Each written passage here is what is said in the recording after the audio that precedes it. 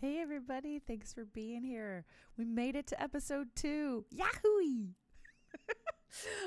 Today we're talking to Craig Klonowski. He is an all-around great human being, and he's a composer, a performing artist, an educator, and you're gonna hear all about him. Let's go! Let's do it!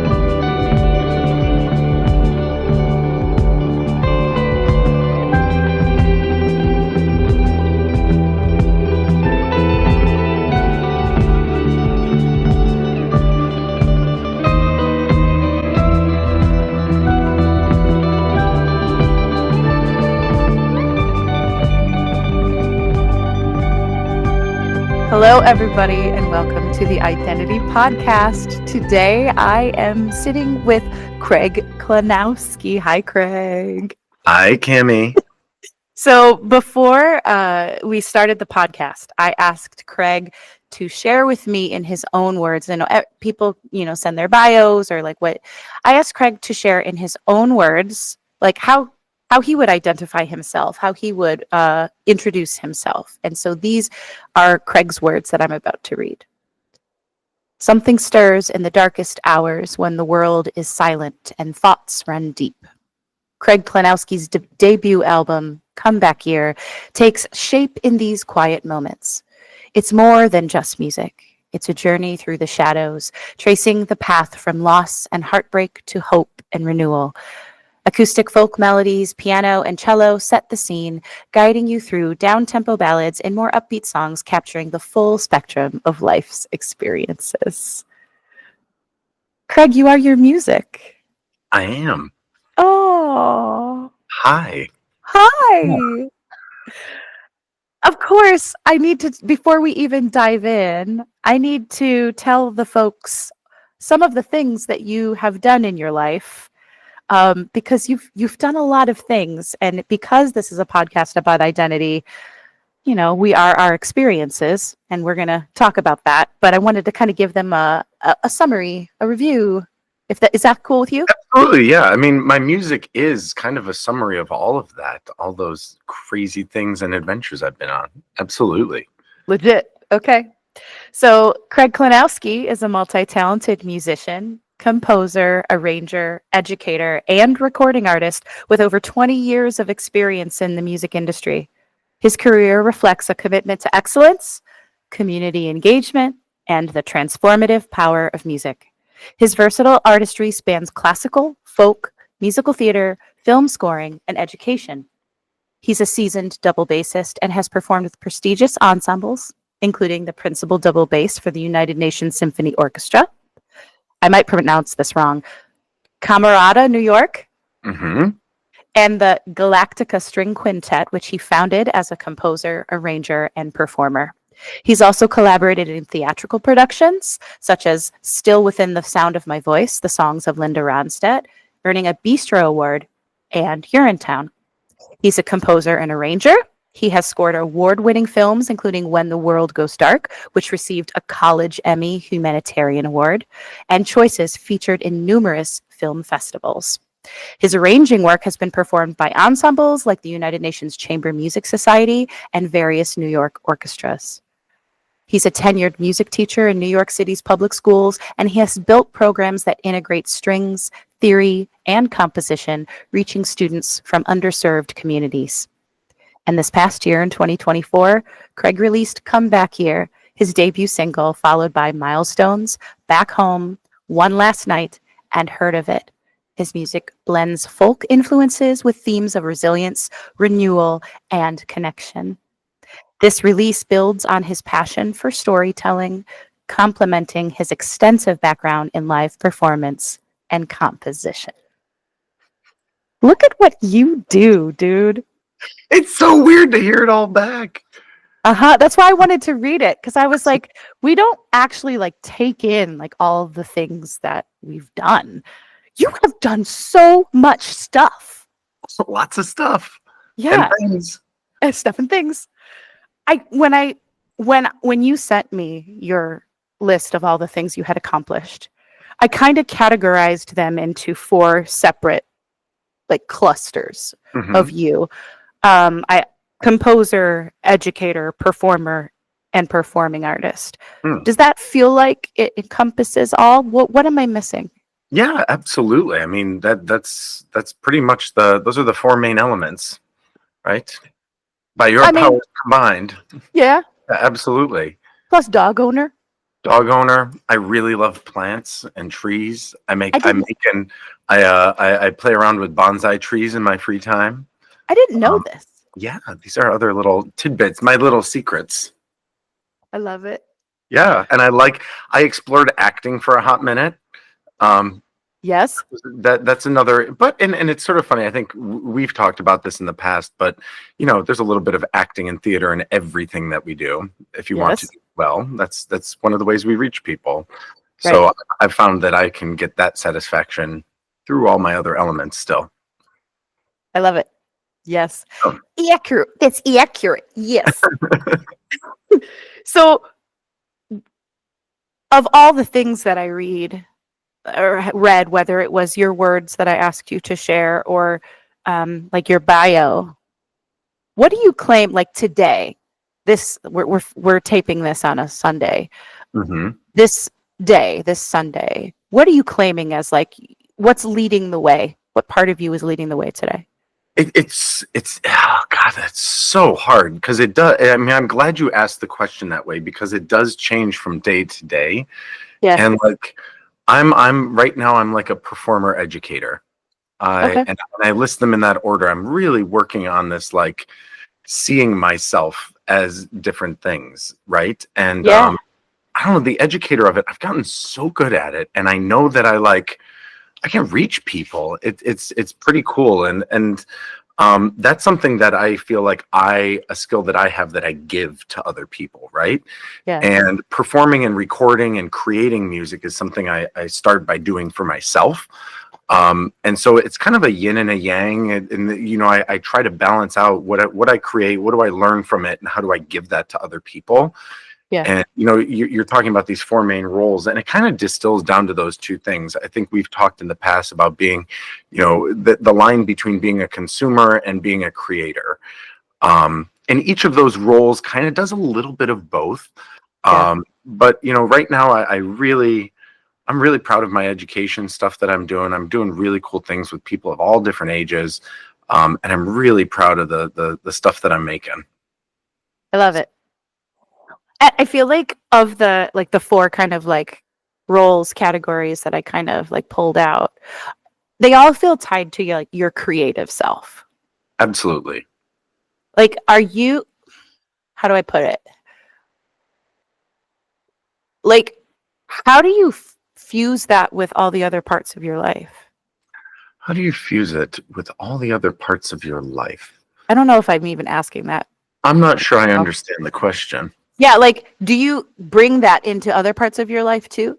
Like when you're not a teacher, when you're not creating music? It's like impossible not to. It's sort of a thing about who I believe I am, I guess, is like I'm like, as much as you say, like I put on a hat, right? I'm a Yeah. teacher for the moment, and I put on, Yeah. but none of those other things goes away at any time during any of the other situations. They're all bubbling and boiling on the back burner, and Yeah. every once in a while I need to grab something out of that tool bag, and so I'm like, oh wait, I need to be a teacher for a moment. Mm. And so they're each a pillar that holds up sort of the whole personality, and when one is in the foreground, the other ones are all there still making that able to to be delivered. Yeah. So like That makes while I'm teaching, there are moments where I will just suddenly like make up a song for the kids and like it'll help them to learn, or I will do some silly little dance just to distract them and throw them off and bring them back in and get focus on me for a moment. You know, you have yeah, to grab like I know this works over there. Let's see if it works here. And sometimes it does, sometimes yeah, it doesn't. yeah. And you know, it's a lot of trial and error. We've talked about a lot about how everything is an art. So if you can pull from more different kinds of art and think about how that, you know, relates to what you're doing, boy, you've got the best toolkit in the world. Heck yeah. Yes. Yes. Um, I love it. Well, okay. I feel like it in what you had said, you said like you have a passion for storytelling and that complements. So I feel like we're kind of like telling a story of Craig through all of these different roles that you play. Mm-hmm. So like if we're going to tell the story, what's our first chapter? Where do we go? Composer, educator, performer, performing artist. Do we start with where you're feeling you are today? Um, I don't know. I mean, like I'm sort of a literalist with these things. Like I'm picturing myself at 5 years old swinging my feet on a piano bench. You know, I'm the one Yes. who's dragging mom to get me to go to the piano lesson. Were Yeah, you the were you the kid that like was forced to go to piano lessons and hated it? nope. No. I was asked. That's what I'm saying. I mean, I was like, "Mom, it's time to go. Come on, we're gonna be late. Get in the car." And I just she didn't have to ask me to practice. I loved it up until there was one thing that happened. So I started when I was about 5, and around 12 or 13, I had been enrolled. I started taking bass at Cleveland Institute of Music, like pre-college, Yeah. and I loved it. My twin sister was playing violin, and she encouraged me to join the orchestra. Yeah. Um, I was supposed to play the cello. They ran out of cellos and they said, we'll give you a bass. And I don't know, 30 some years later, I'm still playing the bass. I got I my love own it. cello. But the point is, what happened is my parents said, why don't you go to the next step and take piano at Cleveland Institute as well? And I got this really intense guy. I won't say his name, but like, I'm like, this isn't fun anymore. And I kind of fell out of love with the piano. I focused on the bass and I didn't come back to it until I was in college. Oh, that's so valid when you have that teacher that's so like disciplined and like authoritative in your lessons and suddenly it loses like the buoyancy of the art. It's such an important thing for us, I think, is it not just experiencing like who you want to be as a teacher. For me, there's this component to it. It's a lot of who you don't want to be. We go through all these experiences. I know you have. I've shared some of mine where like you've had some traumatic arts experiences. Yes, I And it's have. like I can even see them creeping out in my teaching sometime. I'm like, I don't want to be that person. I'm not going to do that to these. No. My first teacher, Miss Haynes, I think she's still around. She lives in Brecksville. Ah, lovely, lovely lady. But I had a book of TV themes. Like I learned the Oscar Mayer hot dog song. And like she asked, what do you want to play? And so I brought in a whole book and I learned nothing but Phantom of the Opera. And I went to this new guy and we spent like 2 months doing like scales. And I'm like, The yeah, technique. I get now as a teacher, like that's important. Yes. But if you don't like it, like it's not kind of fun, especially for beginners. And I find this true for adult beginners as much as a 5-year-old or a 60-year-old. If they're not having fun doing it, you are wasting your time. 100%. I think that's what makes it hard for adults to start something new, especially if it's something like learning an instrument or learning like a new creative outlet. Because we're adults, we've already mastered so many different things in our lives, like good enough to like live, right? So if we're going to add something to our life, we think we're going to have that same level of mastery that we did, like that we have now with everything else, but we've had like decades worth of practice doing those things. So then we pick up something we're not good at, we don't have a sense of mastery over, and we think like we generalize it. We go like, oh God, I suck. So it's got to have that like that little bit of play in it to be like, I'm doing this for the sake of doing it. And I think it also gives it a sense of ownership when you're making music or you're making art that's satisfying to you. You're not doing it for like doing scales, for example. You're doing that because that's a tool to get to an abstract other thing you're going to do in the future. Yep. If you can play like the big note version of again, the Oscar Mayer Wiener song, you have made something now that is recognizable and you think is fun or cute, right? Yeah. And there's something really profound in the instant tangibility of the product, Yeah. that like, you're like, okay, I'm making something. Yeah. Especially with young people. I think older people we've talked about frustration tolerance, and that's a lot of what this is. You're frustrated you haven't made the thing you want to make yet. Yeah. And I think adults have a little bit further vision in how to get there.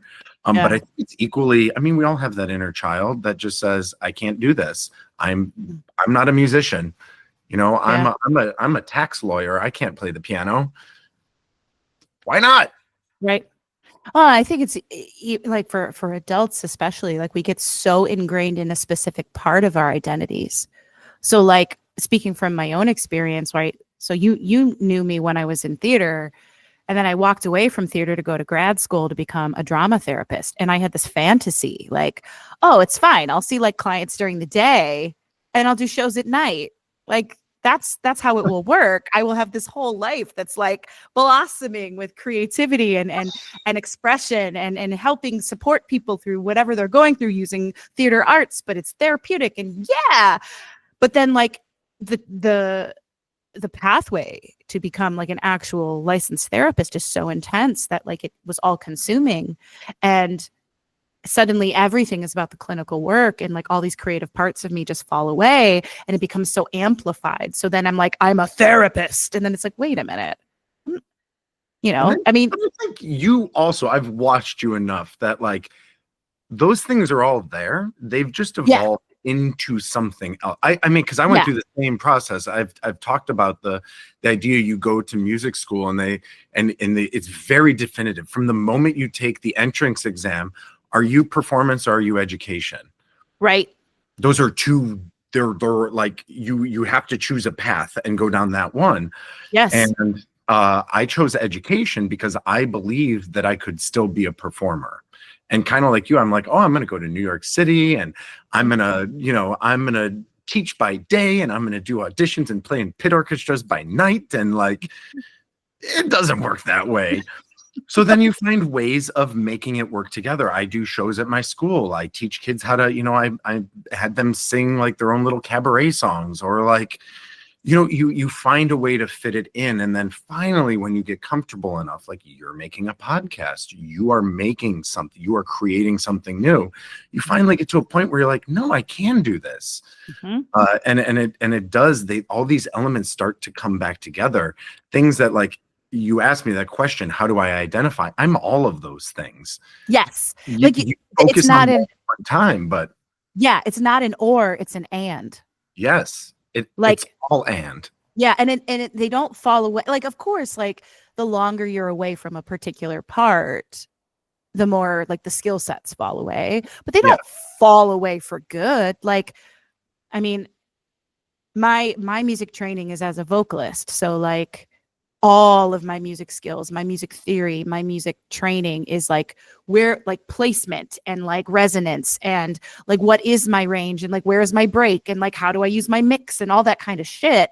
But like I thought, like rewinding back a year when I was doing the identity project and I did that final thing and I was like, okay, well, I'm going to sing that. I'll do something that I have mastery over, but I hadn't actually practiced the thing I had mastered decades before.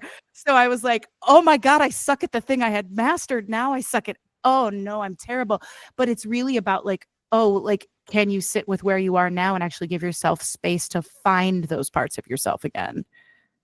Like finessing them and tending to them as if they're like a young part of you. Like, it's okay. I got you.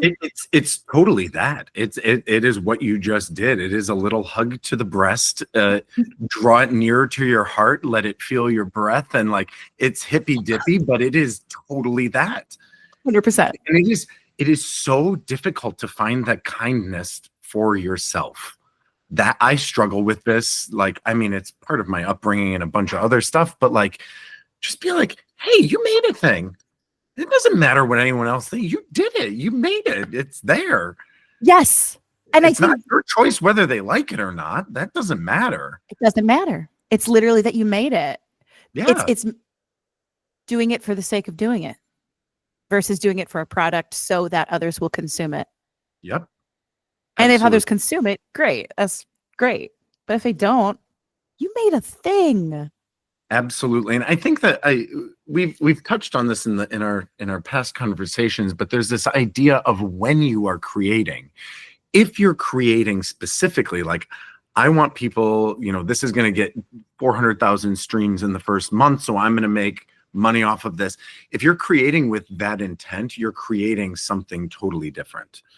It's like a Yes. different type of art, right? Yes. Yes. You're Yes. creating a consumable, you're creating a product. Right. Whereas if you're creating for yourself, I think that's closer to the concept of fine art as we would define it in like a intellectual sense. You're Right. designing it, you're creating it simply for the purpose of making something, right? Right. Which is And you what, say, this is art because I said it's art. yes, which is how we define play. Like play Yeah. is doing something for the sake of doing it. So like art is play, creativity is play. It's just how we choose to channel it, what medium, what. And I think when art is play, it becomes something more. That's what when you see something that like moves you, like I saw Sunset Boulevard last night, the new production, and when I was a flight attendant for 3 years. Speaking of other identities and lives. Yes, I remember that chapter well. And trainer, and yeah, I had a whole nother while I was doing my master's degree. But I had a Scion XB in this car, the one that looked like a toaster, and the CD player in this car would eat CDs. And it ate Evita. Thank God it wasn't something I didn't like. And then it ate Sunset Boulevard. So I literally listened to this on repeat for like months.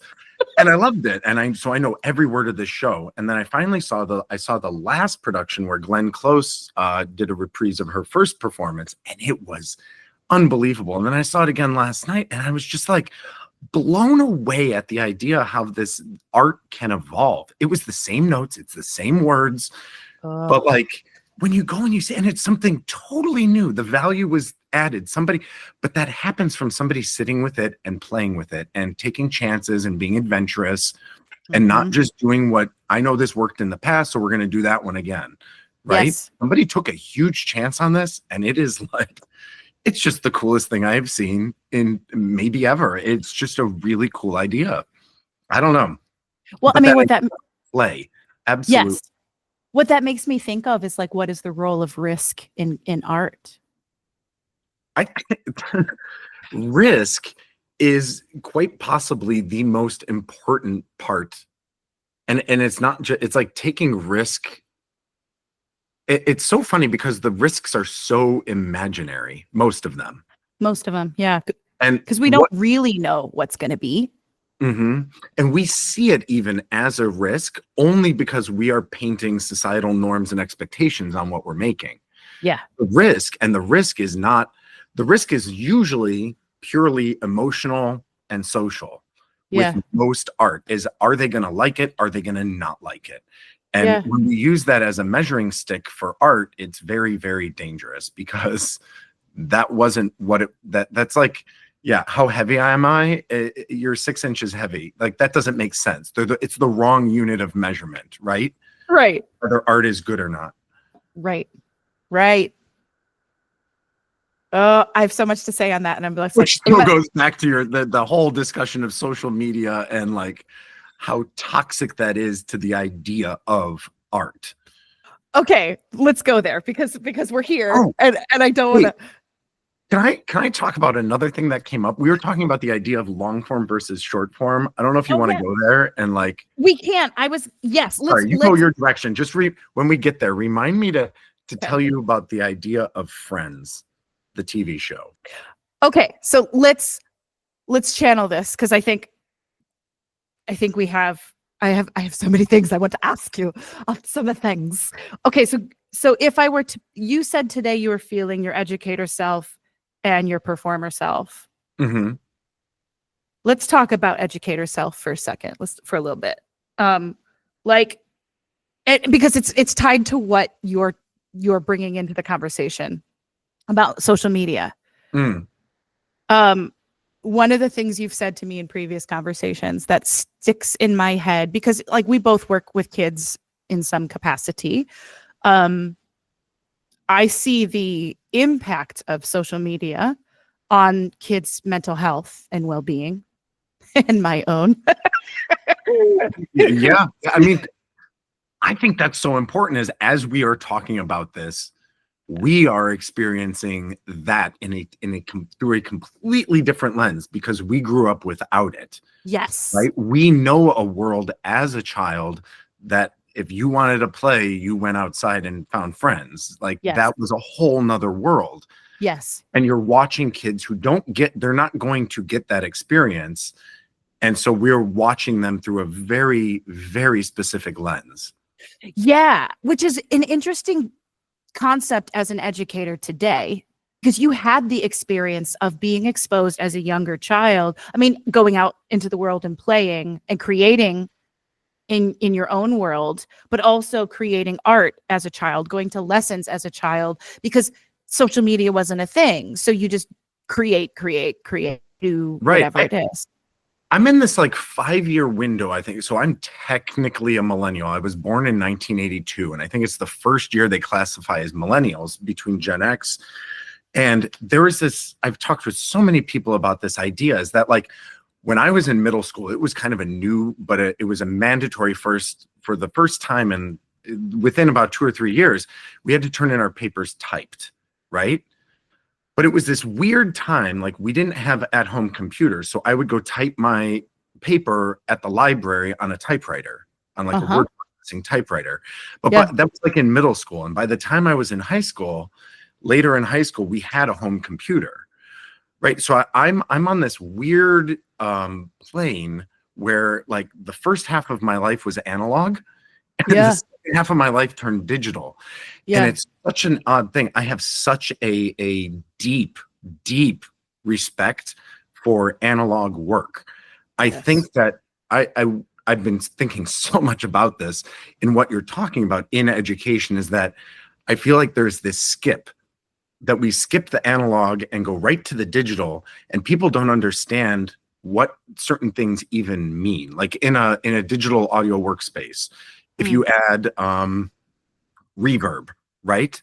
Yeah. Kids now know this word is reverb and it sounds like an echo, but they don't really understand what depth is or width or what the wetter or the drier sounds of it. And those are real things that you would experience in the analog process of experiencing different spaces or changing, and so there's this disconnect between what the digital words mean, what the software is telling you, and the understanding of what that means in function if you were to try to create those sounds or those things in real life. Oh my God. And so and it's weird to be, and I think you and our generation is in this space where we understand the analog side of how, because the digital is all a representation of the analog world, right?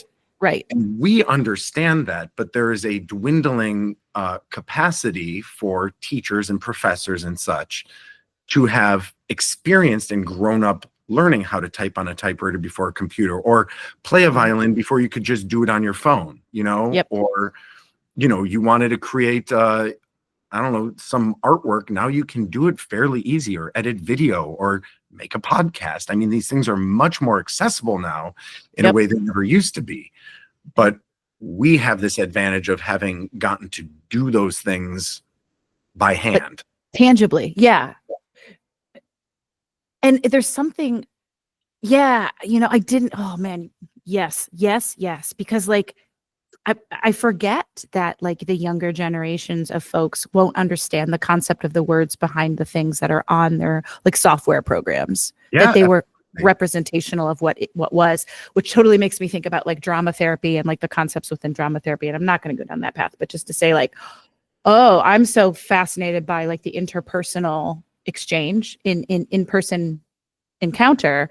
And I've been trying to write about like online encounter and what's different about online encounter versus in-person encounter, and where we kind of like miss, or what gets like represented but is not, like what you're saying with technology. And I'm like, oh my God, it's true there too. It's true everywhere. Yeah. And I think there's some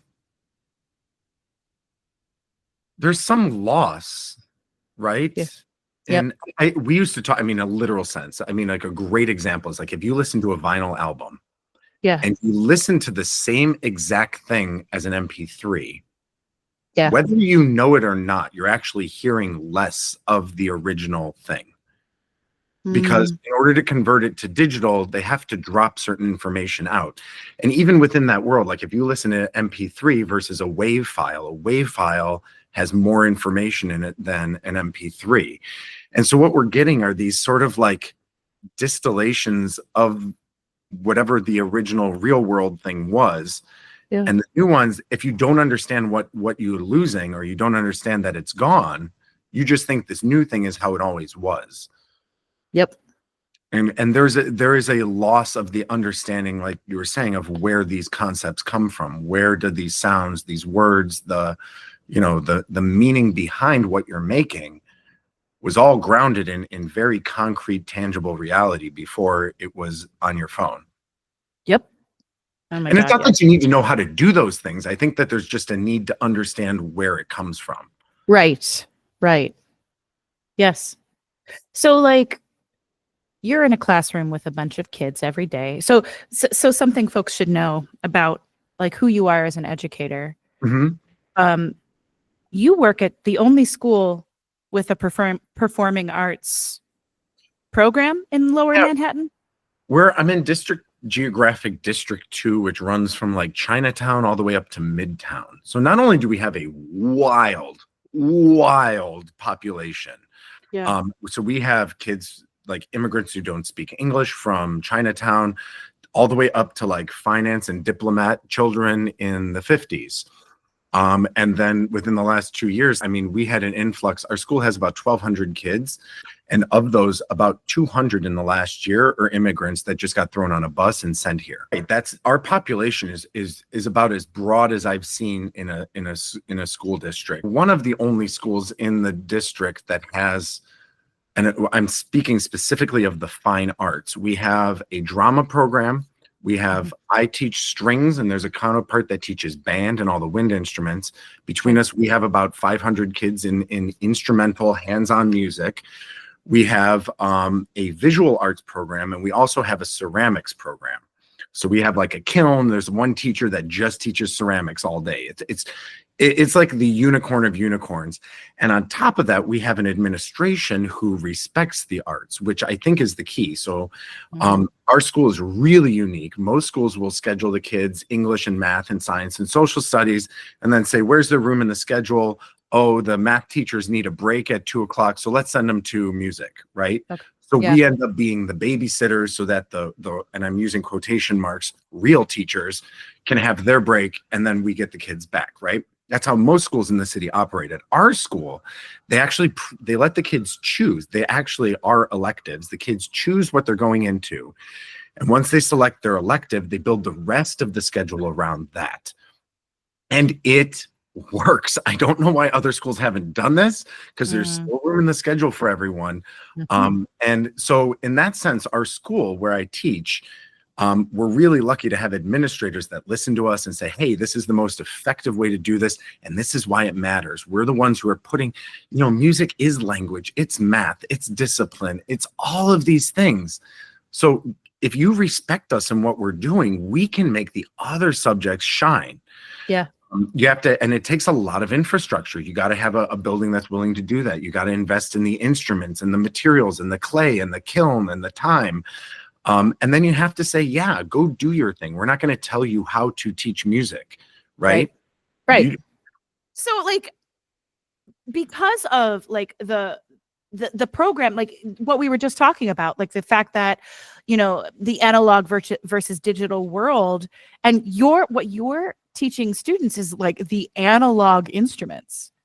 This is as like analog as it gets. I'm giving them a, original model violin. It's based on the Stradivarius.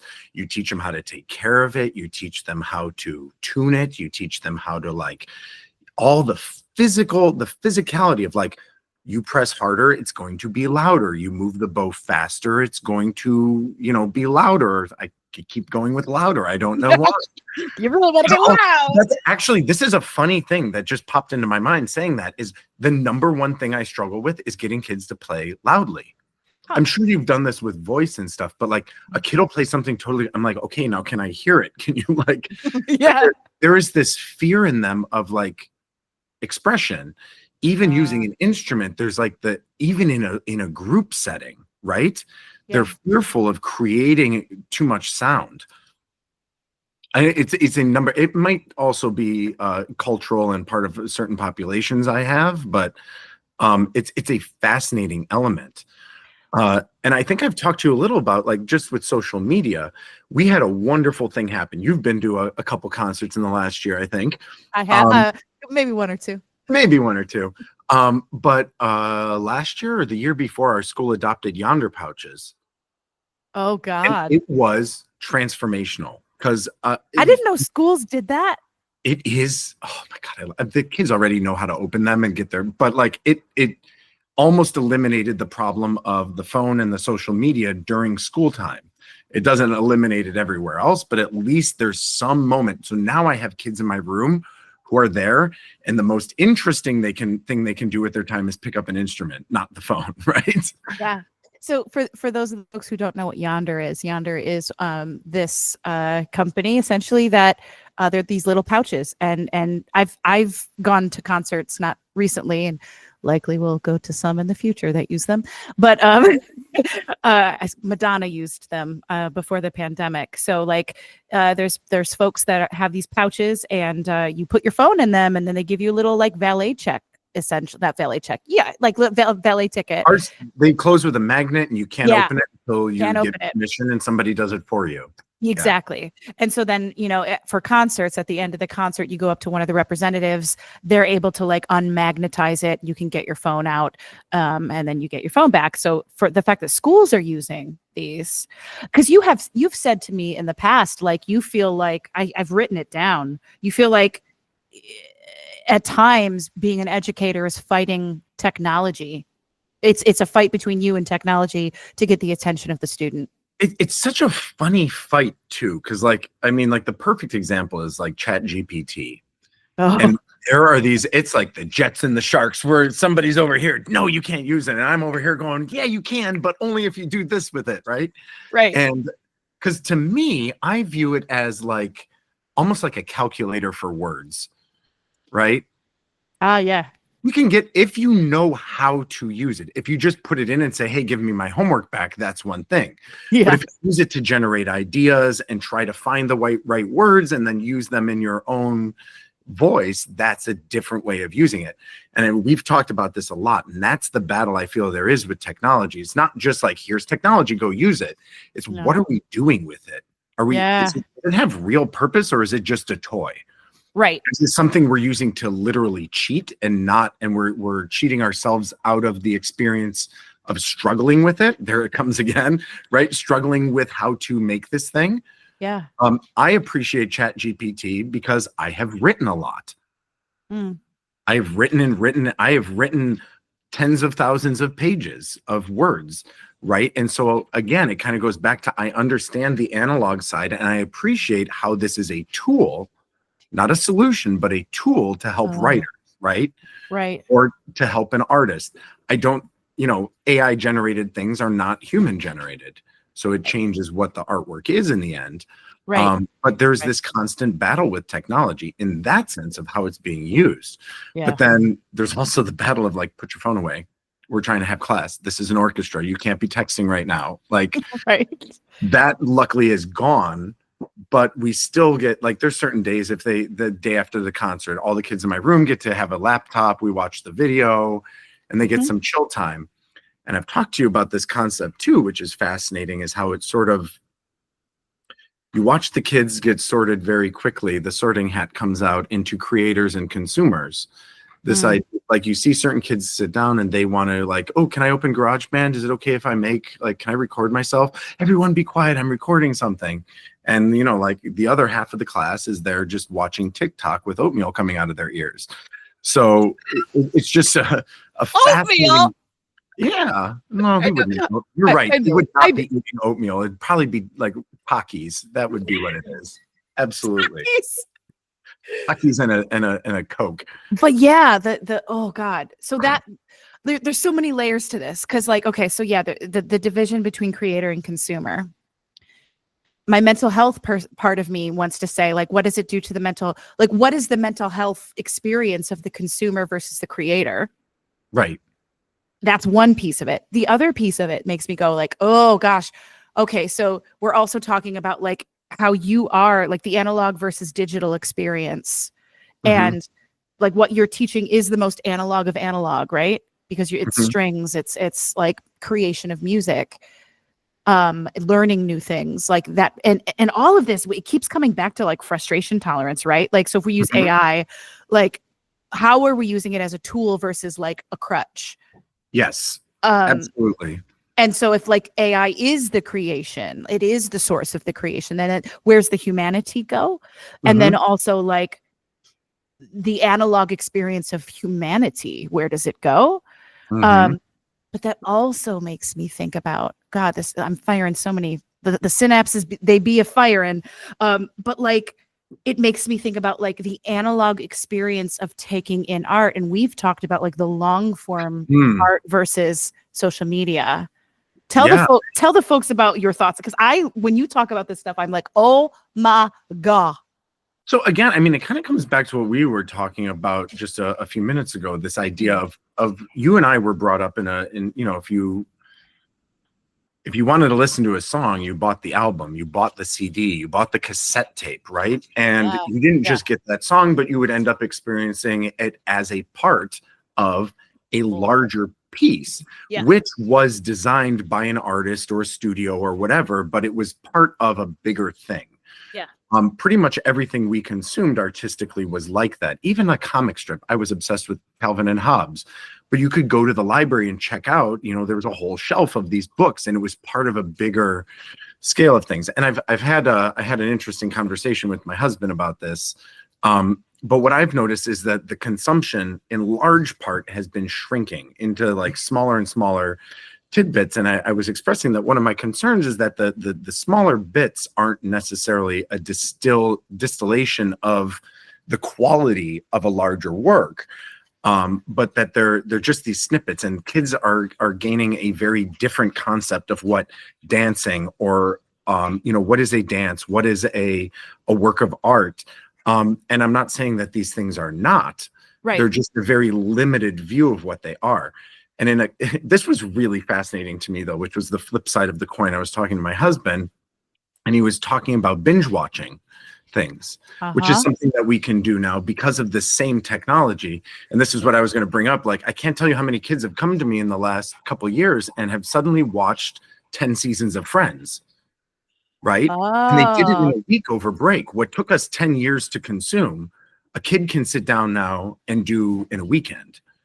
yeah. And it like that idea kind of also blew my mind, but only if they have to be like led to it, right? There has to be some incentive to go consume that much. Right. And on the same side, I think they're more limited.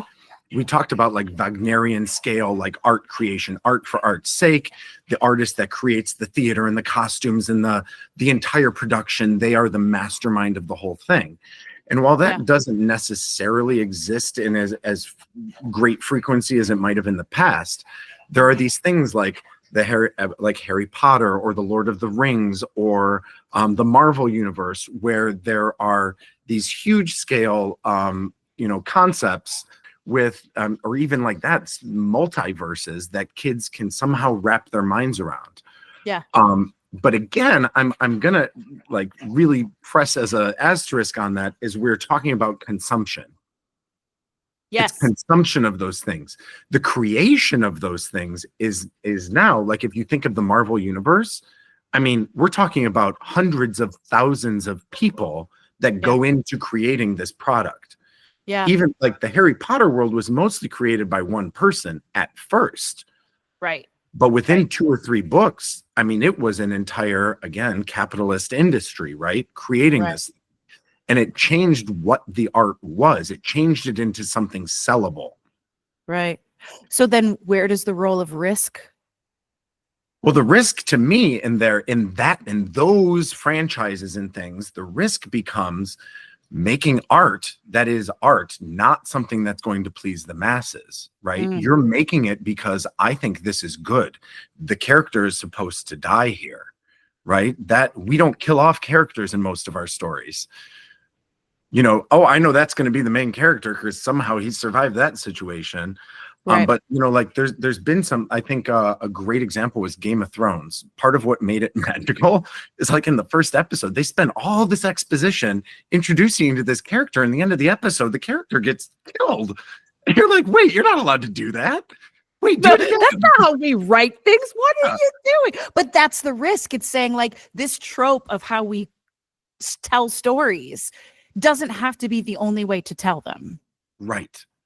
Yes. And so like I think there is this sort of I would call it almost a counterculture towards the analog again.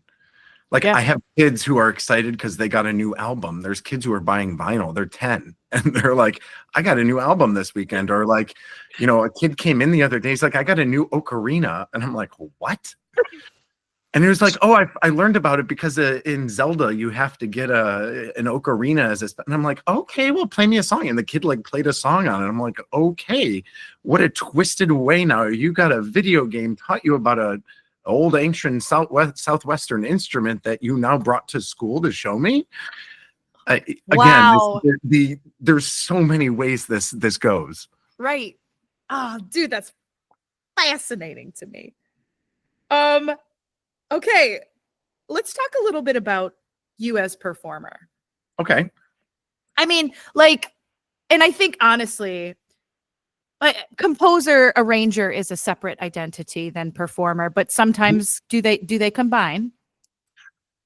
They do. Well, that's a whole nother can of worms, weasels, can of weasels. I'm gonna clean that. I'm stealing it. Go for it. No weasel. No, like there's one place that I think of those two things intersecting, and that is improvisation. Where you are a composer and a performer in the same moment. And I bring this up because it is about the scariest thing to me as an artist is when someone's like, oh, just make something up for me. I was not really taught how to do this, not in public school, not in my bachelor's program, and not in my master's program. It's technically a part of something they're supposed to teach us, but it's something that I've had to teach myself. And in that sense, I do feel that composer, arranger, and performer do come together. If you've watched any of my like Instagram reels where I like do covers of songs, that's a spot I've been, and it's kind of a place where teaching even comes in, because I never learned how to read chord symbols. I only learned how to read individual written notation, right? Yeah. I understood what chords were. I understood how they worked. I took theory. I even taught theory for a while, but I never sat down and just played chords. And so a lot of that project for me, I didn't give it a title or anything, but it was my little experiment with myself was to, how do I learn to play chords and sing along with it? And when so I was doing three things. I was teaching myself how to do that.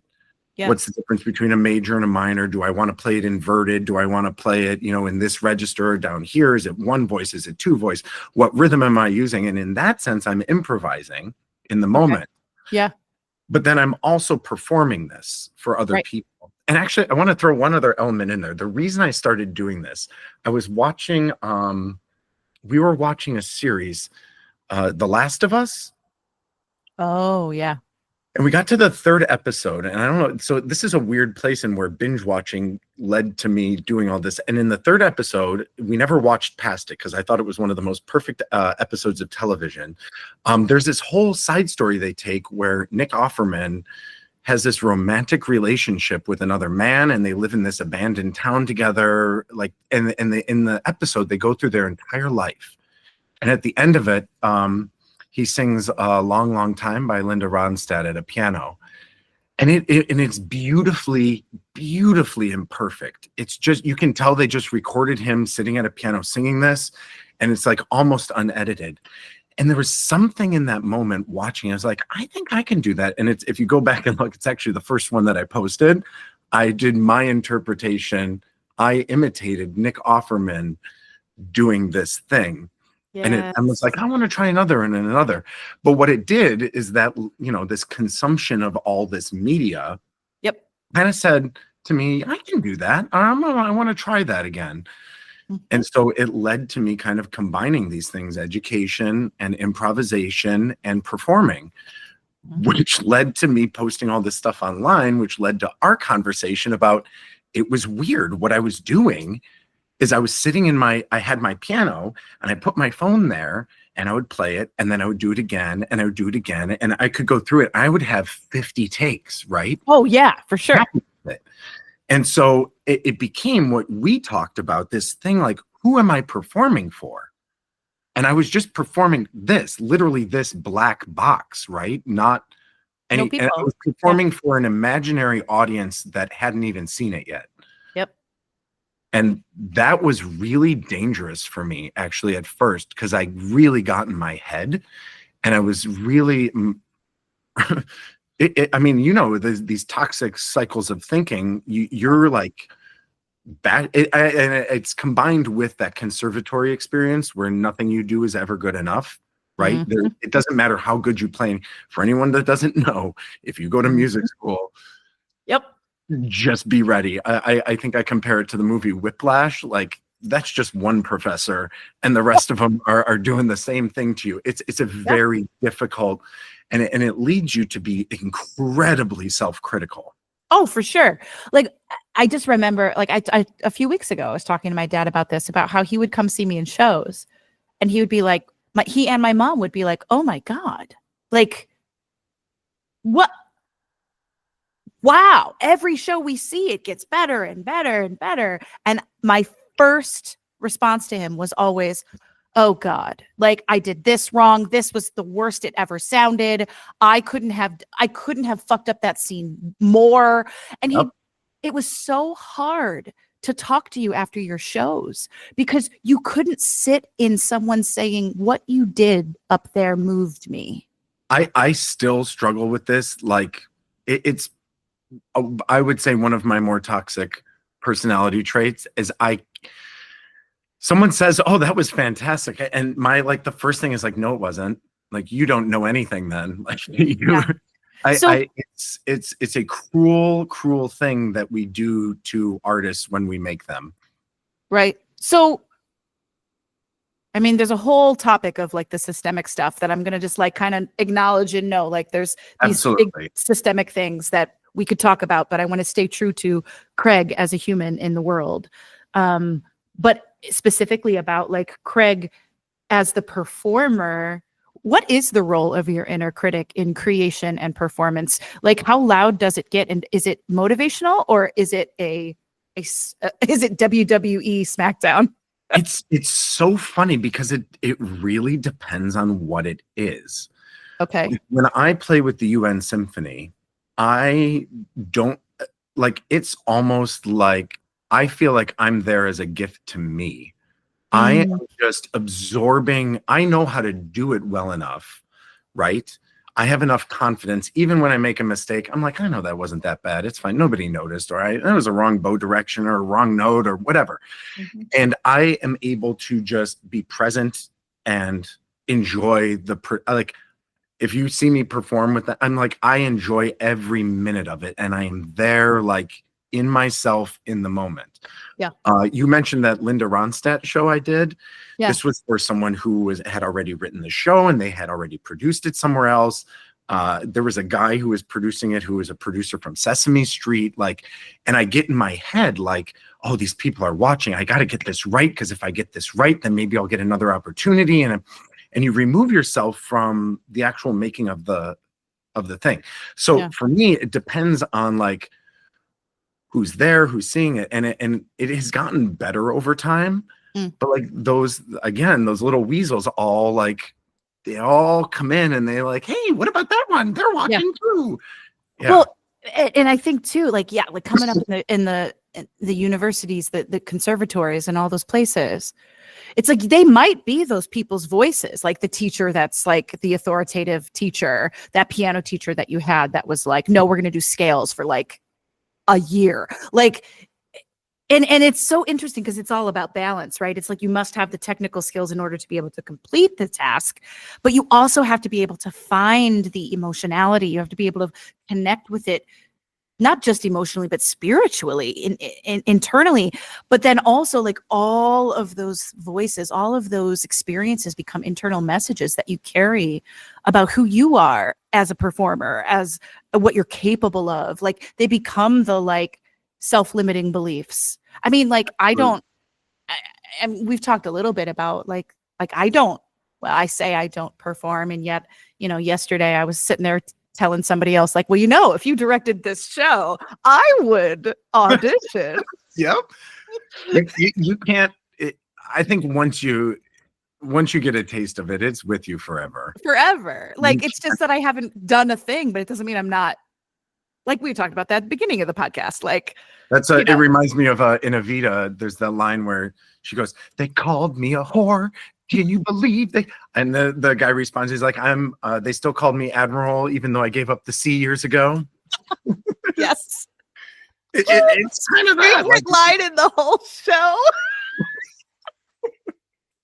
It's so snarky and it's so true. But it's just like, yeah, you still carry, like whenever I'm sitting with clients and we're talking about trauma, like we talk about like, the developmental age and the chronological age at which they were when the trauma happened. But they are not only themselves today as them at, let's say, like 35. They are them as 35. They are them as a 25-year-old who was just coming out of the trauma and realizing like, what am I going to do with this? They are them as a 35-year-old and a 15-year-old who was navigating the world in a confused way and didn't have any guidance or leadership. They're the 5-year-old who wanted to play and was told to, don't cry or I'll give you something to cry about. Like all of those things, they are all of those experiences. And then there are a 35-year-old performer being told like, well, express your inner world through the piece. And it's like, well, do you know what my inner world is? Yeah, are you sure? Because like there's some stuff, bud. Yeah, it's a little heavier than you think. And I'm like, give me the dark, give me the juicy, what's there? Brahms' Lullaby, the emo punk version. Oh, I would eat that shit up. Yeah, right? Oh, it's so true. I kind of think of it as, I'm like, this is the conductor in me. It's just nothing but analogies. Mm-hmm. But I think of the, like if you're a Mac user and you go to the, when you have to go to the, what do they call it? The time machine to find your old, because you messed up some file. Yes. And you see this, like, there's like, you can go all the way back in time, but it's all still there. And until I like click on that button, I'm like, oh my God, it is all still there. Mm-hmm. And I always I always kind of feel that way about, it's all still here. You just tucked it away somewhere. Exactly. And, the body keeps score. The body remembers. I don't know why I said it like it was sultry. I'm talking about trauma. And I'm all like, trauma. You went on the NPR on me there. Welcome to NPR. I am your host.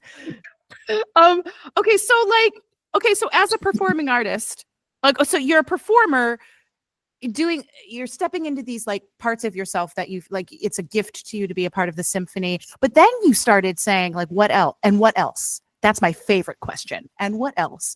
And you decided to impersonate this performance from the show and put up a video online. And then that grew to, how did it get from there to saying, how do I keep expanding this and stepping outside my comfort zone? Oh, I think I'm going to record a song. Well, it's a long road. Okay. I've mentioned before, like I had a favorite book when I was a kid. I actually should get the book out. I have it in the closet, but I still have the original. It's falling apart and held together with a binder clip at this point.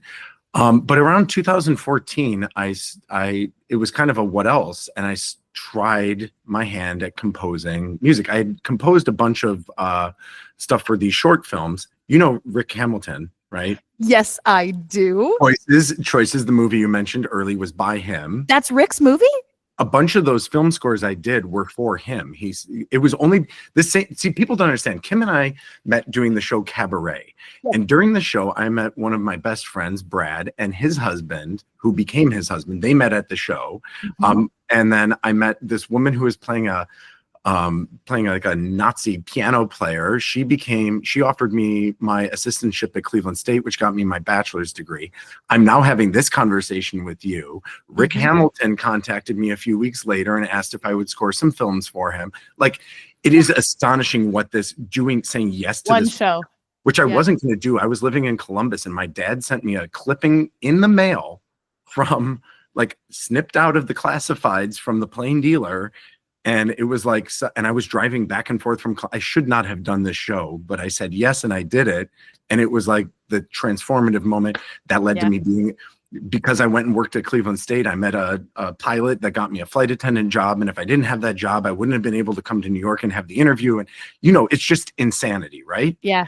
It's the door that opened the doors. There's so many other layers to that story, but that's a whole nother series. And I forgot the question that we were going for. I was talking about the journey from performer to performing artist, right. writing your own music. What ended up happening is I tried my hand. I had done these short films. I had a friend that asked me to do the one that won the Emmy. That was the college Emmy. We were friends we played football together in high school, and he went into animation at the Cleveland Institute of Art. I think he's the head of animation there now. Yeah. And then I was kind of like, well, let me try to make something of my own. And I'm talking decades, I had this idea of turning this book into a musical. I just think it's the most perfect story that anyone can relate to. It's a hero's journey. And I started writing, and the music was just garbage. I go back, I've saved it and I go back and listen, and it's bad. And so I did it again, and it was a little better. And then I did it again, and it was a little better. And then I showed it to someone and let them listen to it. And then I took the feedback, and I got a little bit, and it was, I mean, at least a decade and a half of late nights and just playing around with sounds and kind of having fun with it. And then it slowly grew. The pandemic came and I had a lot of free time. And I ended up writing a full-length musical of it. I adapted the entire book into a musical. I soon found out that you can't just do that and give it you can do it for yourself, but you can't just do it and give it to people. So I have this musical, just sitting in a hard drive somewhere, waiting for the moment. And I got really depressed when all that happened at the end. I'd put, a decade of work into making this happen. I learned how I taught myself, again, that intersection between composer and performer.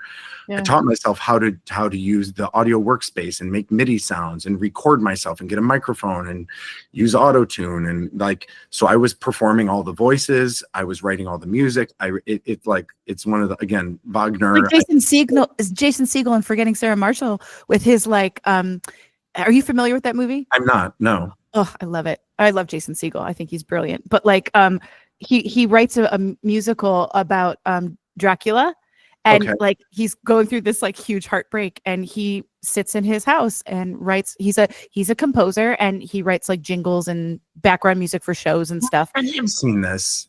And so he writes a musical, and then he finally gets to perform the musical, and it's like Dracula, and it's all him going through a breakup and using the art as coping. Yeah, everybody knows the scene of him showing full frontal, and that's why everybody talks about that movie. I guess I will have to go watch this now. Yeah. Old. Yeah, and so when I got to the end of that, I was really sad that nobody was going to get to see it. Yeah. Especially, I think, writing in that genre and art form, I had written it with the idea of I know what musicals mean to me. I know how you can use it as a metaphor for your own life, and you find ways of connecting and understanding yourself by consuming art like this. Yeah. And of course, I want that, and I want to share it with people. And my husband's like, just set it on the side and go make something for yourself. If you can prove that you can make music, maybe someone will be more inclined to come listen to the other stuff that you've made. And it took me a few months, and I was like, yeah, I can do that. And then I had this hard time because I was going to take all the music from the musical and repurpose it, and I haven't quite gotten to the point where I'm okay to rip that one apart yet. Yeah. That's all sitting there, and I started making new stuff. I went through my old journals, I found lyrics, and I just sat at the piano, and like my creative style was just mess around, and if I like it, maybe someone else will like it. And so I would come up with a melody or some chords, and I would build off of that. And then I went to therapy. I had, I got to this point where I was really struggling mentally. And as a part of my therapy, in one of the early sessions, I got this piece of homework, and it was about expectations. What do you expect is going to happen in a certain situation or another? And I of course waited till the night before, and I didn't do my homework. And at the last minute, I was thinking, I had started this string quintet, which is another just throwing spaghetti at the wall thing I wanted to try. I love the Vitamin String Quartet, who does arrangements of pop songs and stuff.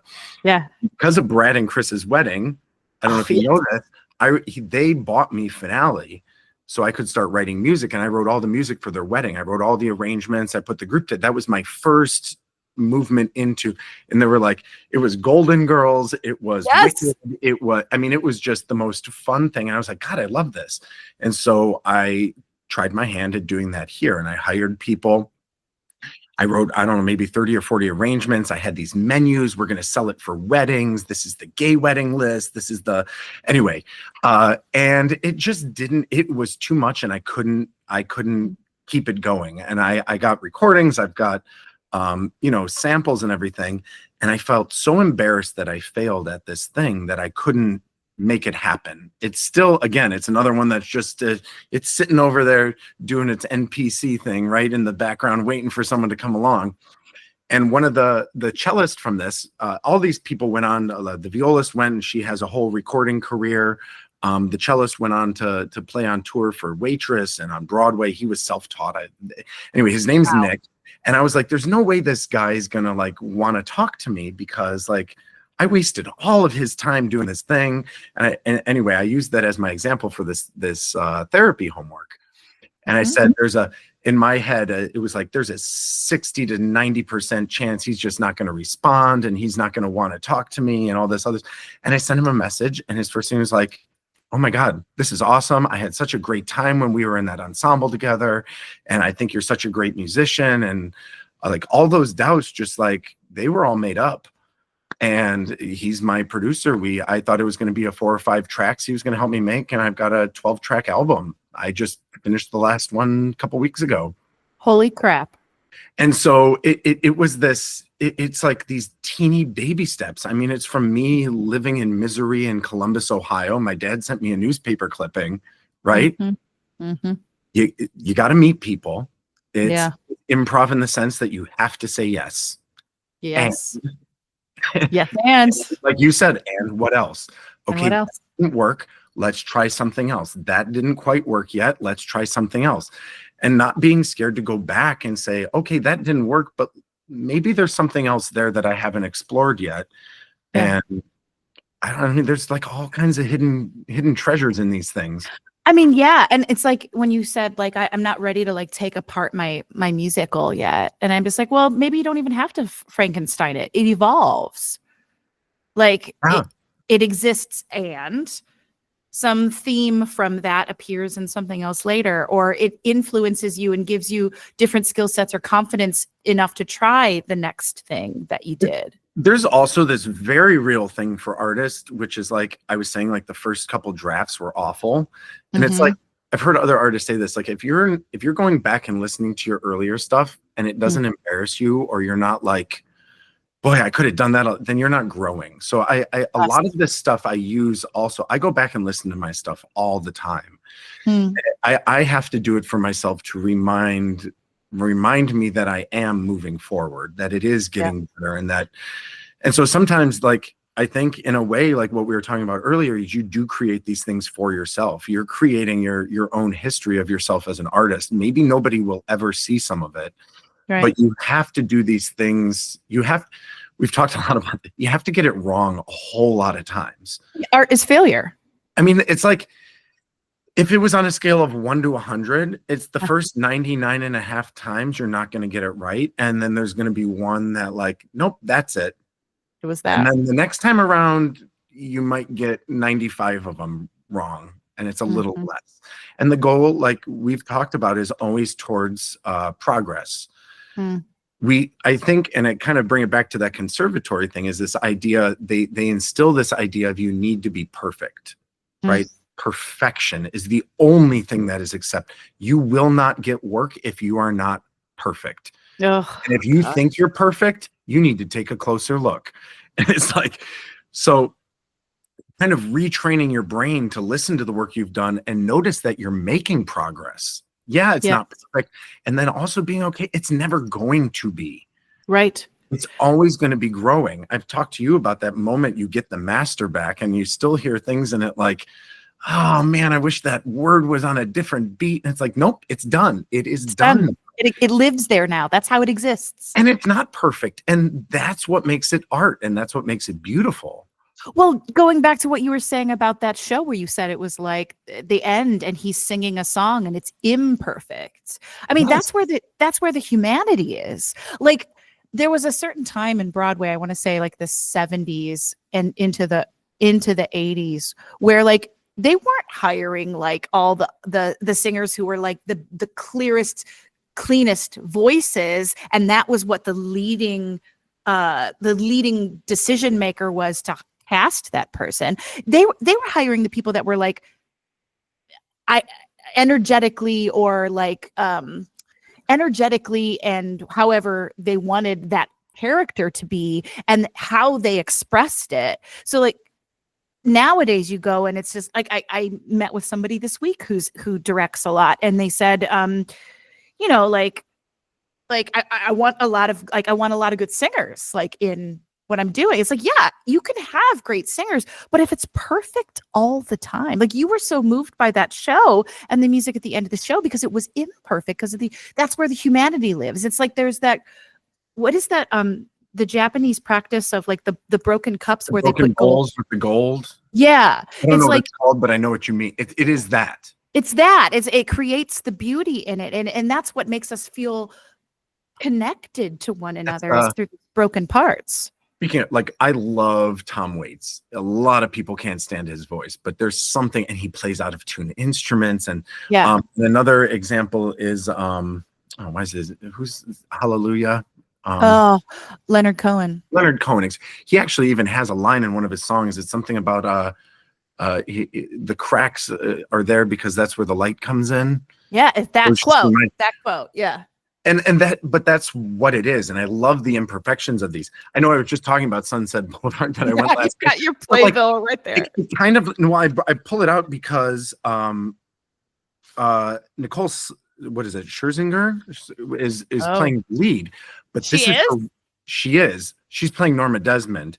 And what was interesting is this is her week off. So we saw the understudy. Yes, and I love those days. And people are saying, well, aren't you mad you're not going to see it? I'm like, no, I want to see the underdog. I want to see the one. She's still a celebrity and like has done a bunch of other stuff. But it's like, there's something about going to say this person only has a week to be the star, right, of the show. And she knows on Monday, the actual star is coming back. But I don't know, there's something you get an extra I don't know what. There's something specifically with theater when you know you're getting an understudy. I don't know. I mean, I remember being an understudy like the day of my senior recital. So I was an understudy for a Great Lakes Theater Festival my senior year in college.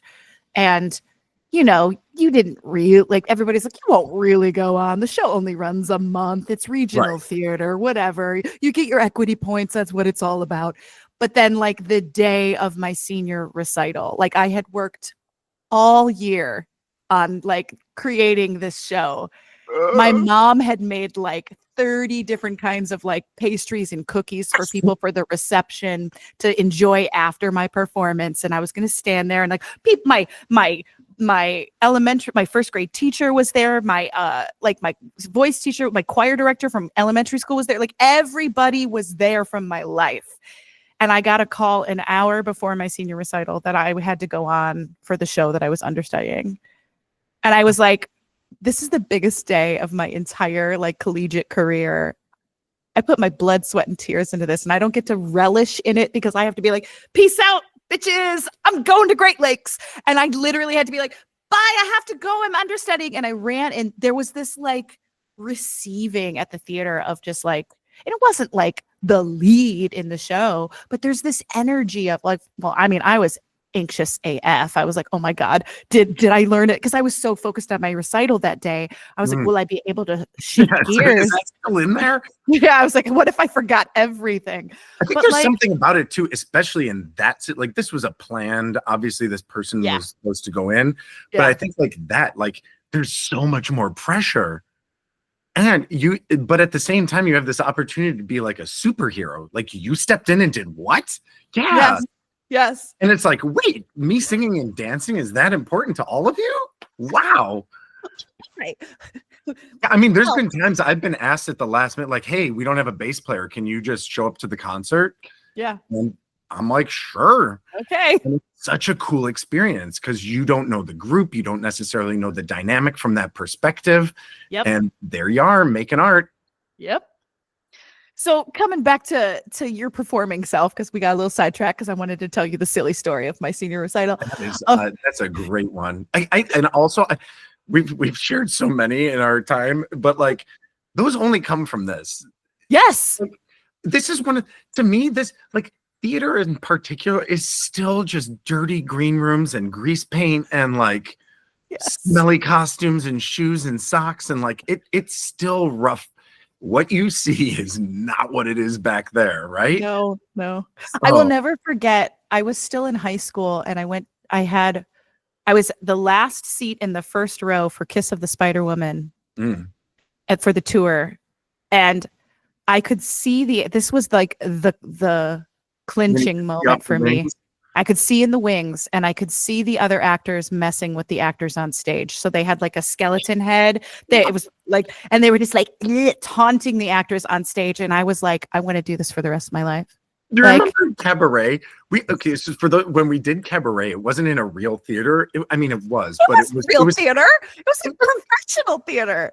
It was, but it was a storefront that had been converted into a theater. So there was no real backstage. You had you had to go downstairs. The band had to be on stage the whole time, and there was a curtain that would open and close. And that was like my favorite part is Brad and Chris would come up and just mess with me, but you couldn't make a sound. And I was like, I love this. You get to play practical jokes and make art. Oh, this is fun. It's my favorite. It's my favorite thing about performing. I mean, I love when there's a scene that I can pour myself into. Like, I love that. But it's also my favorite thing as an audience member to look for those moments, the cracks in the foundation of like, I know you're a professional. I know you're working your ass off, but there's your humanity. And I love it. I do it at concerts. Yeah. I mean, that was part of the reason why I went to so many concerts last year or 2 years ago now. Oh God, 2 years ago now, because I was like, look at them doing the thing that I used to do, but they're in a different media. Like if you're in like a musician, a popular musician, but they're like mixing performance art with being a popular musician. Now that's interesting. And then also watching them mess with each other. Like, okay, yeah, crack the character, crack. Like it's my favorite. I was recently, and maybe we were even talking about this idea of like what happens when you join a show and how you like instantly are a family. Yes. Right? There's always a creepy uncle. There's like the aunt who like gets you drunk. There's like all the characters are instantly there.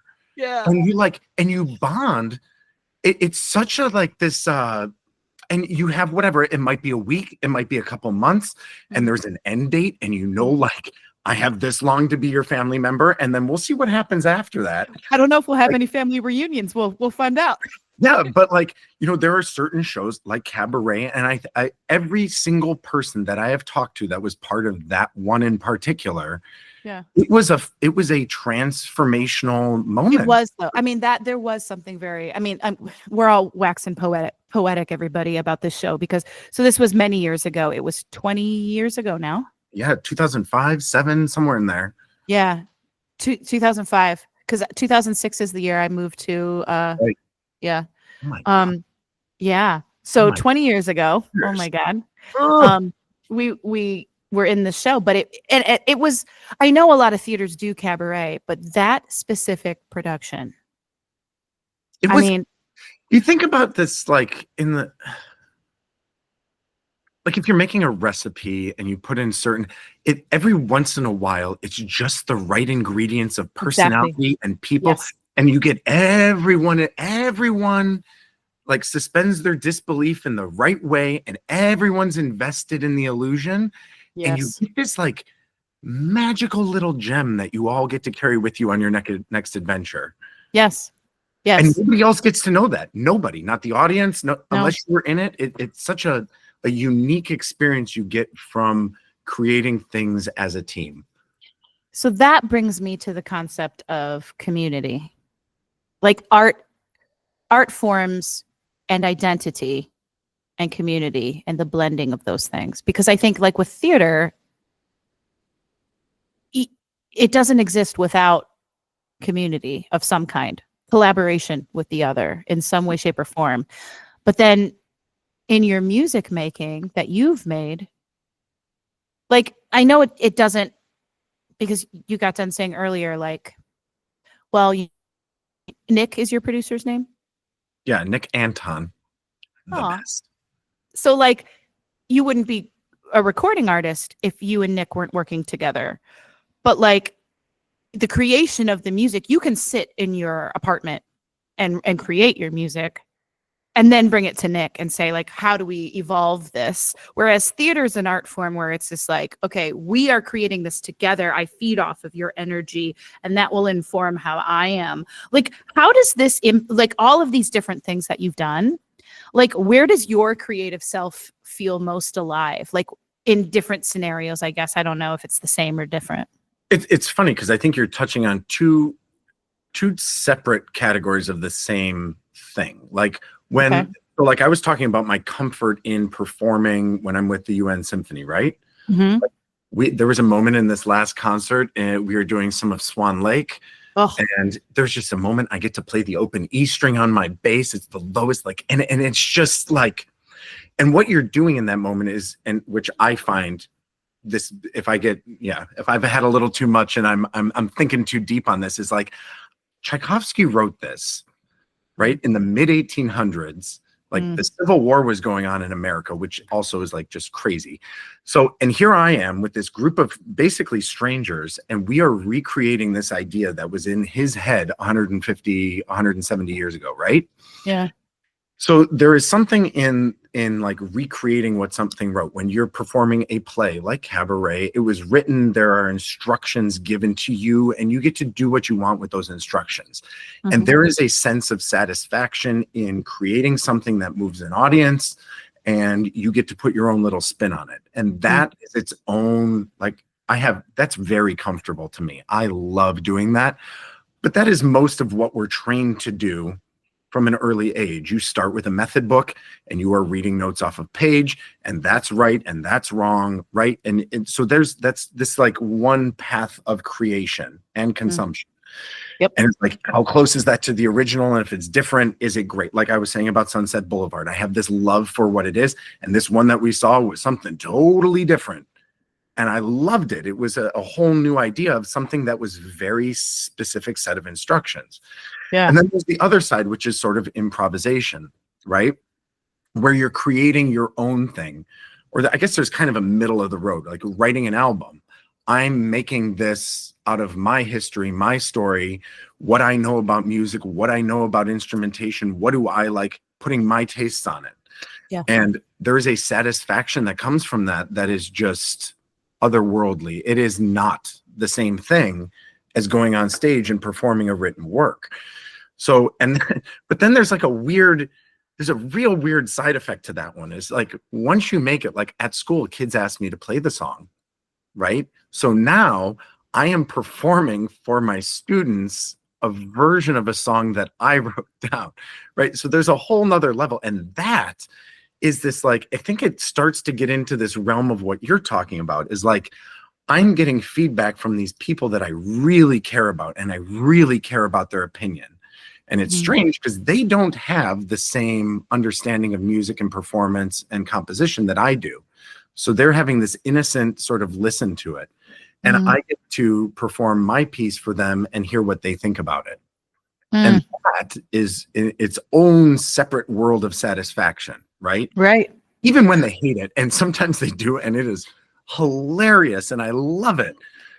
We've talked about, like, I love when they hit it. So there's creating something for that someone else made. There's this creation, and then we have these creations that we make just for ourselves. They're super private. They're all our own, and you don't give it to anyone else. And that and I think that's an important aspect. We've talked a lot about what is an artist, what is a musician.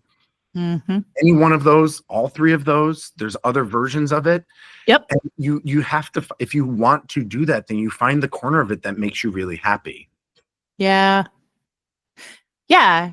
I think, and it changes, right? So like at certain, because I think I thought I knew what my little corner was until I was like, what else is out there?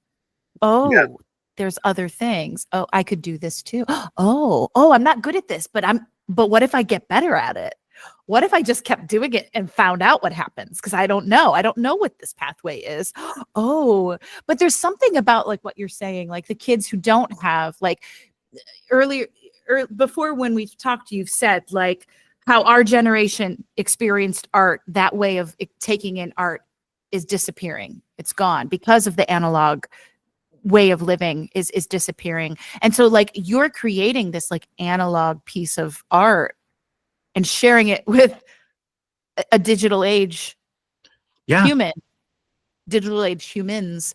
And they're like, here's my assessment. So it's like building a bridge to, but I also think there's like something about the importance of modeling in what you're doing. Yeah, I think there's like, you're kind of touching on an important aspect of this, which is that like, I am a teacher, but I happen to be a teacher who does the thing that I teach. Yeah. And it's something to be able to go to school and a kid asks a question is like, how do you, how does an album get made? And like 10 years ago, I couldn't have really answered. I could look it up and I could answer that question. But, I've managed to get to a place where I've gone and explored so many.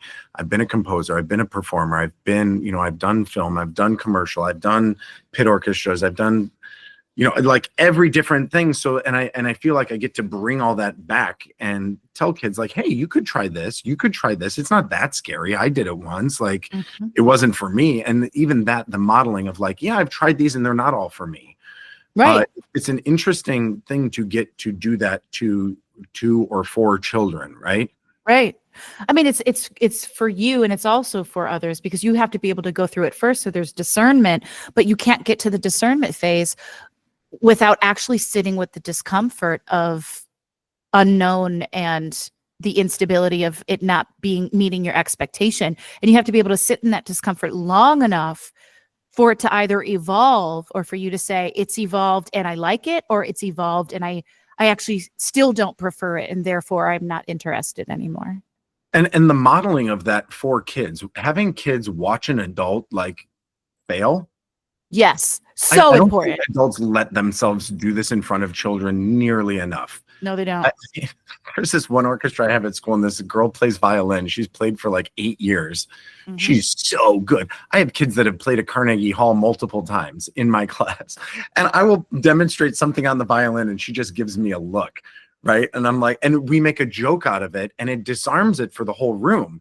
I'm like, I don't know how to. I'm like, will you demonstrate it then, please? Because like, but watching an adult like not. Who's supposed to the children, you're their expert, right? And to say I'm not, I'm an expert on a lot of things, but it doesn't mean that I know everything. Right. And making that available to any learner, kids in particular, is absolutely essential, particularly in the arts. Yes. Because so much of it is about failure. And if you are someone who chooses to go into a life of the arts, you have to be able to sit with it and be comfortable enough with it to come to a place of peace within yourself with it. Because when you are faced with that authoritative teacher or the one who dismisses your worthiness of the art or the performance, you have to be able to withstand you've weathered your own internal thunderstorm. So now you can weather the external thunderstorm of somebody else's opinion. Yes. And that is, just that one thing. There's the key. Just that one thing. It's so easy. said it like a little bougie bitch. Yeah, So right. easy, darling. Oh, You just say, "Oh, you're a thunderstorm." No, no, no, darling. It's sunny oh. over here. Go fuck yourself. And that's the thing about that too, is like it gets easier, the Yeah. rejection and the failure and everything, but it never ever goes away. Oh yeah, definitely. And I think that's one of the golden things we get as artists and performers is we get a life of rejection. I mean, you get a life of learning, and the people who stop doing it and they leave, a lot of times it's because it just became something that was hard to deal with. And it is. There are times when it is overwhelming and seemingly insurmountable. How many times, Kim, how many times have you said, I'm done, I'm never doing this again, I'm going to go sell shoes? Like, it's Oh, like, so oh, there have been periods where it's every day. you and me both. I mean, this week alone, I mean, I will release a song and then I will go into a tailspin of panic of what people are going to think about it. And like, or, you know, we talked about expectations. You know, Yep. I expect this song is everybody's gonna love this song, and nobody likes it. And then this one that I thought was just gonna be some trash I just put out because I'm like, that's the hit? That's the hit? They like this? And that like it trains you to lowered expectations. My older sister gives me all these little nuggets of wisdom, but one of them that she gave me recently is what is it? Expectations are just future resentments. Yes, they are. Yes. If that doesn't apply to what we do, I don't, because when you put out in the world, you have, even sometimes as you're making it, when you know that it's going to go out into the world, you immediately start thinking about what people are going to think of it. Oh, of course. Which is the most dangerous aspect of being an artist. Yes. Because it doesn't matter. Well, I mean, it does. I mean, it does. It does, because you do want somebody to hear it and go, hey, yeah, I get it. Because I think at the end of the day, no matter what it is, art or just living, we want others to say, I see you. I see myself in you and your experiences, and I see you. I hear you. And I look all over the world. Like I hear it in therapy sessions with clients. I see it in art that I consume. I see it in conflict between people that, you know, it's, do you hear me? Do you see me? And art is the way we navigate that when we want to know, like, just how others experience it. Like, do you get me? Like do you get it? An emotional translator. It Yes. like allows us to be like, this is how I experience this emotion. Maybe you do too. Yes. And It's like, it might be song, it might be dance, it might be both. It might be a doodle. It could be anything, right? It could be fashion. It could be your hairstyle. All of these things. And I think the wider you open your mind to what art is and what expression is, it allows you to let more in. yes. So we're talking about like what you model for the kids and modeling failure and modeling like risk, because again, I'm just so these big like choice points keep popping up. I'm hearing risk, I'm hearing frustration tolerance, I'm hearing like connectivity and community, but connectivity with the other. Right. We're talking about you modeling for others. Who were your models for these things? Oh my God. Well, my dad, who showed me every style of music. I'm going to talk about, and there was another thing. So my dad went to school at Cleveland State as well. He got a degree in art, and he ended up working in a screen printing company. Okay. And then at some point, I was probably around the age of 4 or 5, he got fired. And my mom at the time was an aerobics instructor. She quit her job and helped him, and they started their own business. About 4 years late, they started from nothing. Someone set arson to the building, to the ground. Parents had to take a second mortgage. We lived off food and clothes from the city. Like it was, I mean, we were in extreme poverty. And they managed to rebuild the business, and they went into a new place, and the guys skipped out on their lease. So they moved into a new place. They did really well, and they built their own building. They were like, okay, we're going to like really own this. They built the building. and there was a sinkhole under it. So No, this can't be. What?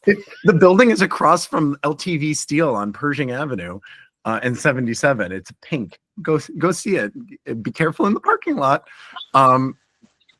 And so like through my parents, I mean, resilience was the theme, right? They were Yes. not going to give up. But the other people, like, if I were to talk about like sort of media consumption as a child, Mr. Rogers was like, Mhm. my God, even to this day, he's like, Yeah. I find him like just an absolute inspiration. But I had a first grade teacher named Miss Pillish. Miss Pillish used to walk about a mile to school every day. She always walked. She lived a few blocks from us, and she was so kind. I don't know if this was around the same time that my parents' building burned down. I don't know. Now, as a teacher, I try to imagine what she was thinking about me as a teacher. But I remember there were a couple things, like, as an example, we were growing plants, and she gave me, and I'm in quotations, cactus seeds, right? And the next day, we all come in. We're about whatever 5 or 6 years old, and I don't have a lot of memories from that time in my life that I can visualize. But we came in, and everybody's bowl was empty, and mine had a whole field of cactus. She had gone out and bought a whole little like prepackaged cactus. Oh my God! But it's like, as an adult looking back on these things, I'm like, oh my God, these people just wanted such wonderful things for me. Makes me want to cry. Like I'm. It's like one example of how fantastic this teacher was. And the other teachers I had that would like, I had like severe social anxiety. I was closeted in I didn't know it, I mean, until much later, but I never went to lunch. I would always go to the music room, and I would go practice and just hang out there. And to this day, I don't take lunch. It's actually kind of miserable sometimes, but I always make sure, if I am able, that I have my classroom open for kids. A lot of them don't even come play. They just need somewhere to go that's not the bully, noisy lunchroom, you know? Yep. So all of these music teachers in particular, and then my grandma, my dad's mom, Grandma Helen, she grew up during the Depression. And again, just a person who was resilience and love and kindness. She was a little off the beaten path, but like, I liked that. You know, she wasn't like traditional. She taught me how to do snot rockets. Like, you know, she was a little rougher, but we loved her. She also taught me how to bake, and like, I don't know. Hopefully those two things that she taught you were not in the same. Yeah. You haven't tried my snot rocket pie? Snot rocket Alfredo? Oh my God, that's gonna make me throw up in my mouth. Extra shrimp. No, but it is fascinating how formative these things are. And then as I got older, learning about artists, like my parents were obsessed with Janice Ian, and my older sister's name is Janice. She's actually named after Janice Ian. But then, like, it's not only like I fell in love with her music, but then I started like learning who she was. And she was closeted, and she had a manager who stole all of her money, and then like you see them still making great music and overcoming that. So I guess that's kind of another big theme for me. That's interesting. Is this therapy or a podcast? You're welcome. You've been therapized. I guess like perseverance like that is a really important, and it really shows up in a lot of the music that I write, is this concept of overcoming challenge, and particularly around relationships, the challenges and struggles that come from interpersonal relationships, whether with family, with friends, or particularly with lovers. Yep. And because those things all go wrong for everyone. Yes. And generally in only a handful of ways they go wrong, right? Yep. The source reason for that going wrong is different for everyone, but there's certain number of things that happen. And I feel like if you listen to enough music, you get there. Actually, which brings me back to another important point, which is sad music. Yes. I've talked to you about this idea that kids don't really, there's always that subset of really sad kids, but like they don't like sad music. They only want to listen to the new banger. And your students don't listen to sad music. It's a challenge. They really don't like slow music, and they don't like sad music.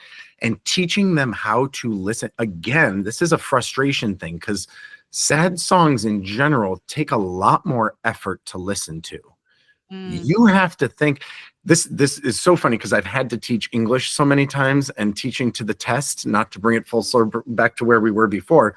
Yeah. The question that kids struggle with, there's categories of questions on standardized tests, particularly English tests, and they have to read a passage and answer questions. And the multiple choice questions they get fall into certain, there's ones that are about like, what was it about? What, Okay. and then like, as you get into these tougher, what was the moral of the story? They struggle with this, the concept of finding what's not explicitly written in the text, right? And the one that throws, it is the number one thing across millions of students in New York City. Is the category of author's intent. What did the author intend for the reader to take from this? It's such a deep and difficult question that I think we innately get through being in the arts. That is what you are, especially that category I talked about earlier of recreating another person's work. Yes. That's what you're doing. What did they want me to do, and how can I deliver that to the audience? Right. But I think particularly with sad music, kids are told so often, like, oh, just smile. It's okay. Everything's going to be all right. Well, you know what? No, it's not. Sometimes it's really fucking awful. I mean, People die. You yes. know, there are wars. There is famine. There are horrible things. And this is a way that you can soften that and understand it. If you Normalize it. yeah. Yes. But there's this whole wedge of emotions that like don't get addressed in pop culture enough, I think. Well, I think it's part of culture's huge like push to like fix. Like, oh, you feel sad? Don't worry, we'll fix it. Let's distract you. Like Let's numb you. Let's you're not really allowed to be sad. Right. And I mean, you know, I focus a lot of my work on grief. So Mhm. like a lot of it of the grieving process is unlearning, because like none of that script works with grief. And if anybody tries to meet you in your grief and that, well, then you know that's not a person you can like authentically be in who you are as a human in that moment in time. Instead of you just say, oh, I just can't be myself around you. That's all I've learned from that exchange. That like Well, that actually puts me into this, because I was thinking about this while I was watching Sunset Boulevard last night. I was thinking, I have this thing with dissociation, right? Yeah. When I get into conflict, and it's a link for me to abandonment. I've learned this through therapy, that conflict, whether it's in conversation or otherwise, often leads to the other person in that conflict leaving me. Whether it's family or friends or coworkers or whatever, right? Right. And so I struggle with conflict. And I was really like deep watching the show last night, and I was thinking about people who are in that dissociation is just a teeny tiny tiptoe away from suspension of disbelief, right? Mm-hmm. I think that people who are drawn particularly to theater, that we have this ability that like, I can't process the real world yet. But I understand what they're doing on stage. And it gives us, I was talking about this being like an emotional translator, where you can watch them going through it and then be like, oh, that reminds me of this thing that I'm going through. And so we as people who struggle with these emotions are able to, access them because we see someone else doing it. Yeah. Right? Yeah. I think that's like, whether it's like taking in a piece of art or going to witnessing a piece of theater or listening to a piece of music, it gives us permission to feel the feelings that maybe we feel shame about feeling. Oh we my see someone God, else like express it, and we say, oh, that, like, whenever shame pops up, we're going to shut down. So like witnessing someone else express it says, wait, it might be okay for me to express it. And for some people, it's only through the arts that they can express it. Mm-hmm. And for others, it's like, that was the instigator that gave me permission to finally release what I am carrying. Whether it's like, I think like journaling is a form of creativity, and because it's like express, like, yeah, like express. But we have to be able to sit with that feeling enough. And what often happens is people notice what has brought that feeling up for them, and they feel it and they get stuck there because they're like, oh, I'm not supposed to. So instead of expressing it, rather than express, my choice is to withhold that expression and shut down and carry it. And that's where the dissociation pops in. Yep. Shove it down and suppress. Yeah. I'm not allowed to have those feelings. Yeah, you are. I mean, like, I feel like when we're talking about technology and all the things, I often feel like my job as a therapist, just specifically as a drama therapist, because when I've got people up on their feet and in an imaginal realm saying, I want you to find a way to express what your experience is as not you,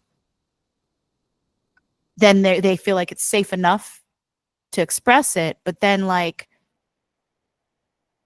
if we actually express it, what happens? Yeah. I think you're kind of touching on the same. I ask my kids all the time, like, what if? Well, what if we try it this way? Or what? Okay, yeah, I mean, that might not be the best one, but like, what if? Like, What if it is? yeah. Yeah. So to kind of bring us towards the end, since we've been chatting for a minute, what have you had to unlearn to expand what you do and to grow and challenge yourself? Oh my gosh. Oh, wait. Do you have that question written down? I do. I want to throw one other thing at you that popped up while you were talking earlier. Yes. You were talking about watching stuff online and like, I think we are so, the little buttons that are underneath posts, right? Uh-huh. You have, like, for a long time, the only choice you had was to like something. Yes. But like, it was funny. You were talking now and you were saying something. I was like, why is that not I see you. Why is that not a button? Like, I hear you. That's enough. Like, okay, you don't have to like it anyway, I'm sorry. I just had this moment of like, that's so fucking real. It's like, I don't like this, but I see what you're experiencing. I feel you. I hear you. or when someone posts something that's tragically funny, you can't click like, because that's not right. You can't click dislike. You can't click ha ha ha. Yeah. It's so funny how, and I think, again, talking about kids, there is a reductive language in how we talk about emotions that is just really hardcore reinforced by social media. You have, I mean, on Facebook now, I think you maybe have 5 options. On Instagram, you have 1. You can either like it or not. It's just fascinating to me that these things that are out there that way, that those are the only options left for you to express how. Anyway, that was Yes. And the meaning making behind all of the choices to react with any of those reacts is specific to that individual. There's no set of rules that universally says this is what this means and this is what that means. So, like, in the whole social media world, that's where, like, and there's also like these other layers to it. It's like other people are going to see how you reacted and it's documented. Or like, we've had that moment, like somebody's, I don't know if this has happened to you. Someone's like, I posted something, you didn't like it. Like, no, I don't, maybe I didn't see it yet. And like, I don't know, it just gets weird. well, yeah, we could do a whole different That's podcast. a whole other thing. What was your, you asked me one more question there. There's 2 other questions that I had. And one is, what have you had to unlearn to expand what you do to grow and challenge yourself as an artist? Or like in all of the roles that you have, because like you've evolved so much. You know what? It's such an interesting thing about being an artist, because we talked a little bit about the conservatory side. So you have to learn a certain set of technical skills in order to execute the art form that you choose, right? Right. So you spend, I don't know, for me, I started, like I said, at 5, it kind of began, and then I got a little more serious at it around 13. And you've talked about these things happening, not just that when they happened in time, but also your developmental state while they were happening. Mm-hmm. And so I think that there's this, you spend all this time learning this technical skill. That's right, that's not. That's in tune, that's too loud. That's an up bow, not a down bow. Like, you spend all this time doing that in order to get to the end and then like unlearn it. It's like, right. Well, it's like you memorize all your lines in a show so that you don't have to think about the lines anymore. You can actually be present with your scene partner. Yeah. I mean, it's like you spend all this time learning so that you can spend the rest of your time unlearning. You learn all of the rules so you know which ones you can bend and break and when. Yes. So it's such an interesting question to me because I feel like I'm constantly learning and unlearning things. It's not Everything. like you don't just do one for a while and then the other. Yeah. I will have classes at school where I will, like, the kids will say something and I'm like, I've never thought about you. They'll ask me a question. I'm like, I never thought about quarter notes that way. Like some simple, basic, fundamental thing. And then there'll be a time in class and I'll like yell at the class. And I have to unlearn that. Like, I can't keep, that's not effective. I know it's not. So stop doing that thing. My first school I worked at, it was very authoritarian and they were very hardcore. And so I have some of these bad habits that I have to unlearn. Mm-hmm. The number one thing that I feel like I am constantly unlearning, though, is caring so much about what people think about the art I make. Yeah. It is just the most toxic little weasel. Yeah. Brain weasels. Oh, Well, God. it's the internalization of all those messages you got coming up in the world, and then you don't even need them anymore. You carry them yourself. It's your own voice doing it. There's this weird moment. I'm sure it's happened to you. It happens. I mean, if you stay in an industry or do a thing long enough, I don't know, sometime around the time I was about, in the last like 7 or 8 years, 35 to 40, it's like all of a sudden you're the older person in the room and everybody's like, what do you think? And I'm like, oh, there's no one behind me. Like, you were talking to me. And it's like, you suddenly get cast into this role of being the elder or the keeper of the secrets. Like, even this podcast, you asking me these questions, I'm like, I'm still figuring this all out. This is just my experience, Yeah. But like, especially like when you're teaching and in a classroom, is like people will turn to you and it's like, okay, I know I got a big forehead and a lot of gray hair, but that doesn't mean I know what's going on around here. And then all of a sudden you realize, wait, I do. Yeah. I am the most knowledgeable person I am the one who knows what's going on. Yeah. You get to tell yourself, oh, that narrative doesn't serve me anymore. Actually, I do know things. And so you have, like, that's a lot of unlearning. Again, we've talked a little about like this creation of consumers and creators. There's this point where if you want to keep doing the thing, you get stuck as a consumer. There is a certain level, like, and you can get stuck as a creator. There are people who do this and they make a certain type of art and people like it and they keep buying the same one, and that consumer and the creator are on the same level and they just keep making the same old beat with a slightly different melody and different words but the same theme. And they have their relationship. But if you as an artist want to keep going, you have to like unlearn that. And like you were talking, again, brings back all these things. It is risk. You have to try something. You might lose half of that audience because they don't like this new thing you make. But if you like it, you need to unlearn that that's the value of it. That isn't. Right. So where does the value fall? Is it in like how they receive it, or is it in the creation of it?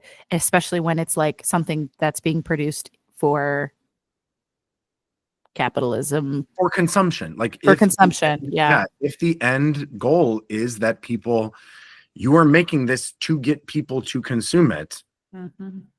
Yeah. And I've found in my whatever 42 years I've got, all the stuff that I enjoy the most, the stuff that is the most unique, the stuff that everyone else is imitating, is stuff that people made for themselves. Oh, 100%. Yes. And yes. And that saying that imitation is the greatest form of flattery. I mean, like, if you make something and other people are like, wow, I want to do that thing, you've gotten through the risk, you've gotten through the frustration, and you just made something that's going to last. Yeah. And that I think is the highest evolution of an artist. Not that it's famous or everyone knows it, but if you've made a thing and other people want to be part of it or experience it, there's your arrival point. Yeah. Or that's your waypoint onto the next one.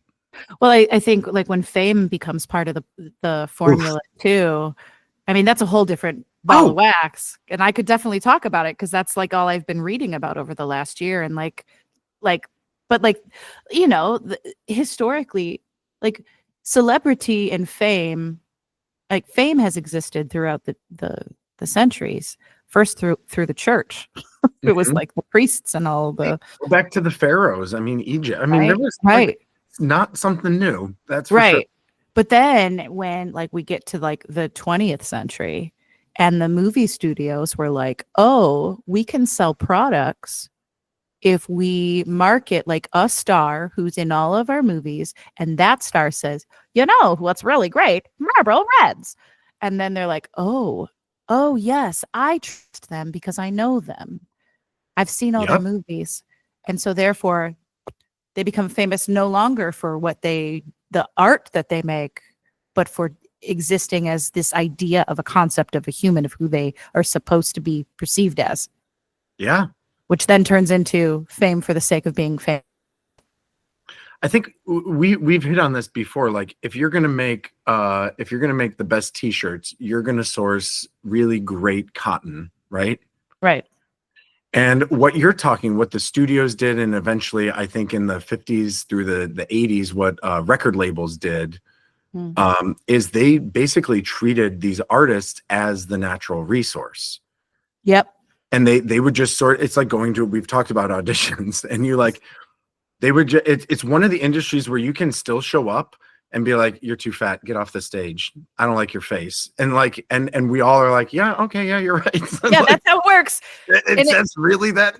Yeah. I mean, even, and it doesn't even have to be professional level. Like I think about community theater where they're like, oh, well, we're casting so-and-so. And it's just like, you do know you could literally cast anyone in that role as long as they energetically fit that. And like what you do know that, right?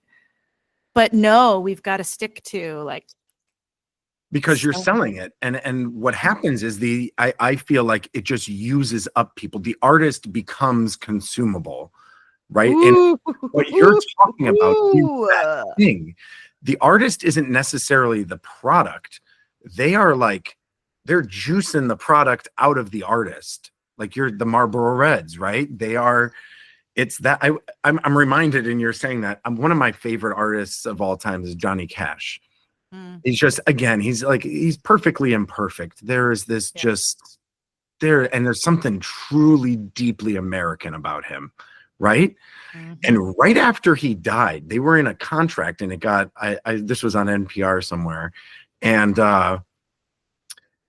Preparation H was trying to get the rights to Burning Ring of Fire. Oh my God. And he died, and so they ended up not allowing this to go through. And it was always to this day is one of these really profound, what that song meant when he wrote it, and like what it would have turned his legacy into simply by selling it to make more money off of it is like profound. And also in my head, I'm like, what a perfect song. Like, but also it would have ruined it all. It's so funny when the commercial comes in to snack on the arts, right? Yeah. They just come in and like, oh, we want all the taste. Ooh, that's nice. Everyone likes that. Can I have it? It's like sometimes the answer needs to be no. That one's ours. I don't know. There's this like, yeah. Yes. So, I had a really good question for you in the middle of that because it blew my mind. Give me a second. Okay. What is the role of legacy in your identity as an artist? I can speak to myself. This is not something I've talked with other people about, but I'm trying to kind of amalgamate an answer because it's more than just as an artist, because I get to experience, because people talk about I get asked at least a few times a week why I don't have kids and if I want kids. Okay. And I'm only, this is a circuitous route to the answer to your question, but I think legacy is really important for artists. It's like we work our whole lives and we come to some sort of realization that we want to share with the world. And we come with this creative way that we can share it that could last, right? You can write a play, you can create a work of art, a song, you can carry a song in your head and take it wherever you want, right? And so I think the idea of legacy, of continuing, like, I got this idea, I got to this arrival on this emotion and this struggle, this strife, this conflict, and this is how I deal with it. And I want to pass that on to someone else, and maybe you can do more with it. Maybe you can keep that going. And one of the magical things in my life that I get to do is I actually get to teach kids how to do that, right? I teach them how to use an instrument. I teach them while they're watching me write music and fail and do all these things. That's part of my legacy, is me handing that. I've literally taught tens of thousands of kids. If out of that I made 5 or 6 that go on to make things that last, I mean, that's, do you know Jackson Brown? Yeah. Of course you know Jackson Brown. What a dumb Yeah. question. When do you remember the Pulse nightclub shooting? Yeah. In Florida. So the moment that, like, the day that happened, I had never heard of Jackson Brown. I didn't know his music. Okay. And I heard the song For a Dancer. Yeah. And there's this line in it, do the things that you've been shown, until and dance until the dance becomes your very own. And I can't remember the lyrics exactly, but scatter your seeds and you'll never know the idea. I'm sorry, I'm really massacring it. But the whole idea of the song is that whatever seeds you cast, you don't know what it's gonna happen to them. 100%. And to me, that's the same thing that happens when you create art. You don't know what it will lead to. You don't know what friendships, you don't know whose life you're saving. You don't know, like, I mean, to bring it back to the show we were in together, I would have never guessed in a million years that responding to that classified ad would lead to me. I'm writing an album. I'm teaching in New York City. I'm on a podcast right now. I mean, like, you don't know what the legacy is going to be. You just hope that there's going to be something and that it's going to be better than where we are right now. Evolution. You don't, there's another great lyric. You don't have to fix the whole damn thing. You just got to leave it a little bit better.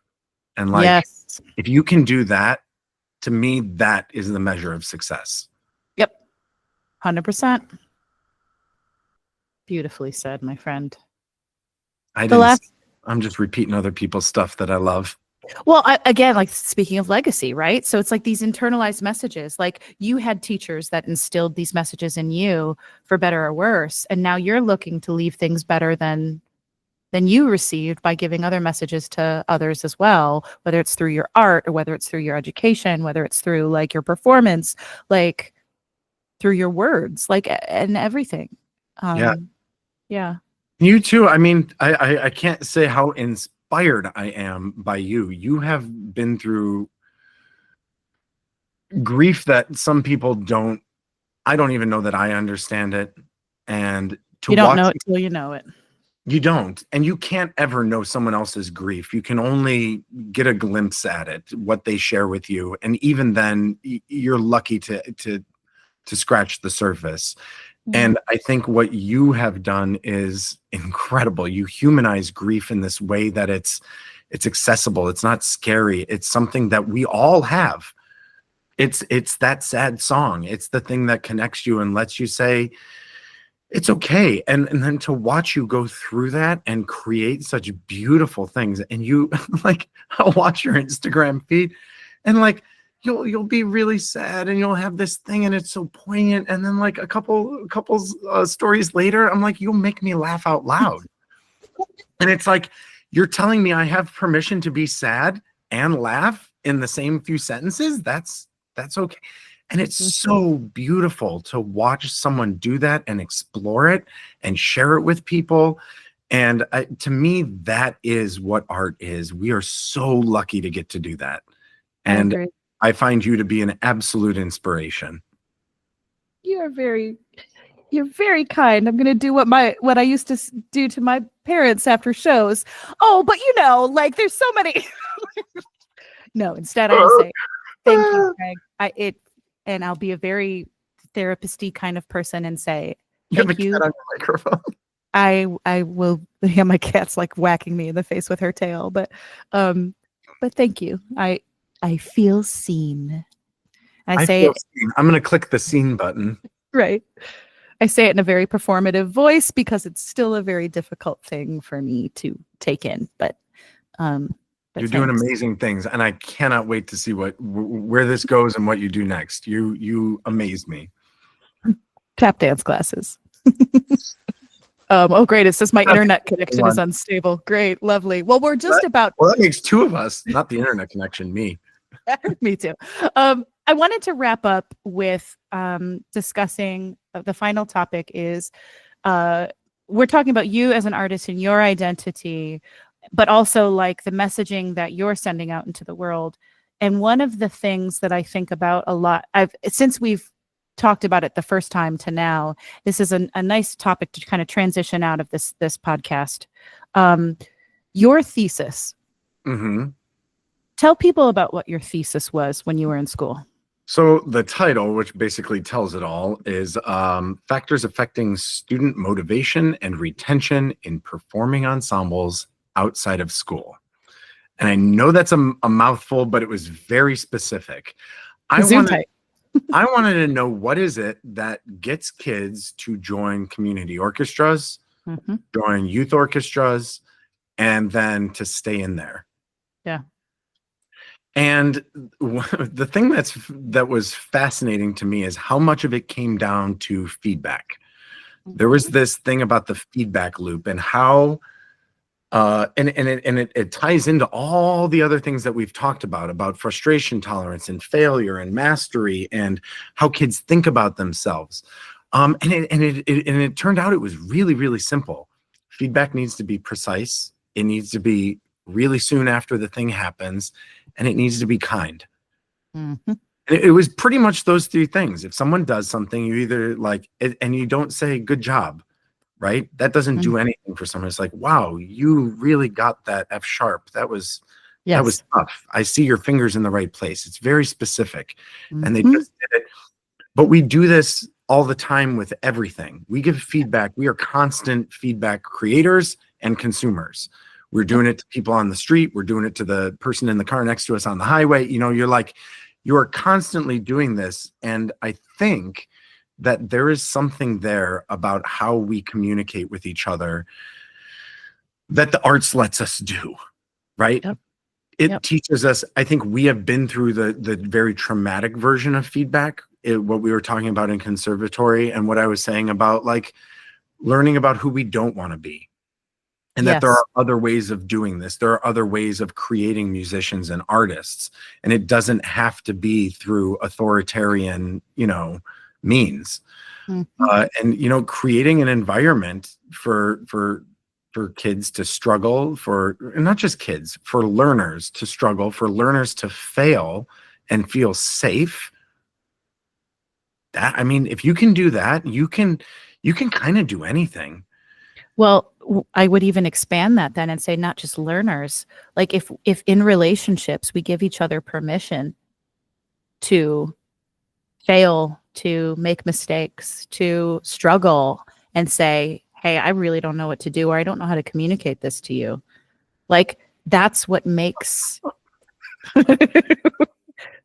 it's everything. It's like it's relational, it's emotional, it's relational. It's not just in the arts. It's not just in learning. Being in therapy, I was talking about this in my last couple sessions. Like, I'm trying so hard to be a better self, right? One of the things I'm working on that's difficult for me is boundaries and just saying no when I need to, and that whole category of things. And what you just said really kind of tripped a switch for me, which is that like the world doesn't give you time to get that right.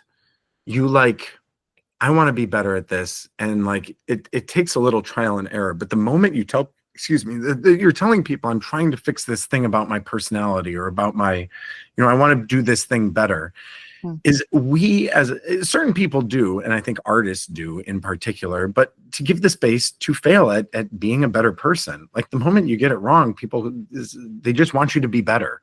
Yeah. Like it's a process. All of it is. Communication and compassion and understanding, all of these things take time and they take practice. And practice, like we said, practice is not about being perfect from the beginning. It's about progress. And I don't think we make enough room for people to struggle and make that progress as a society. We don't give permission for frustration tolerance. I mean, we live in social media worlds now that act as echo chambers of validation.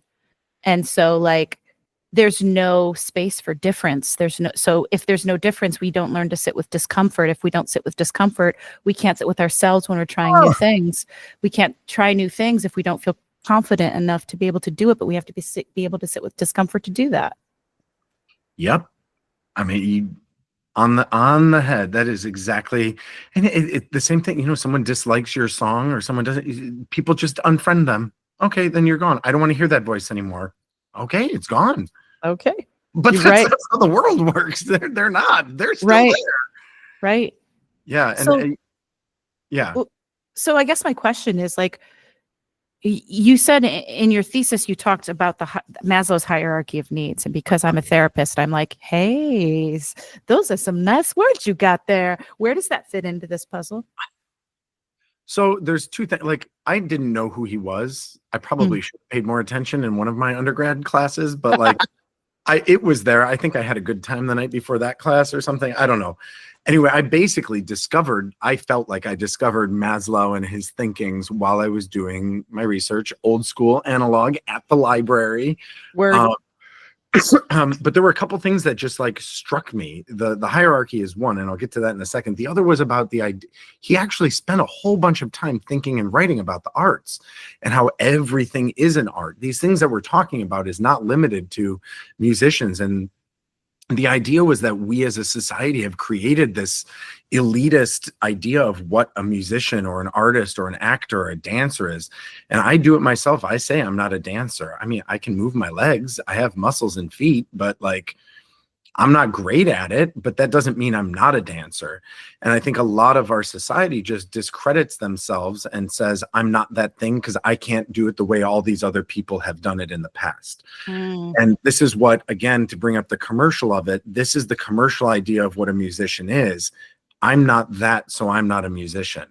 And he goes into this concept of like, and my favorite one is a taxi driver. I got to get from Harlem to Battery Park.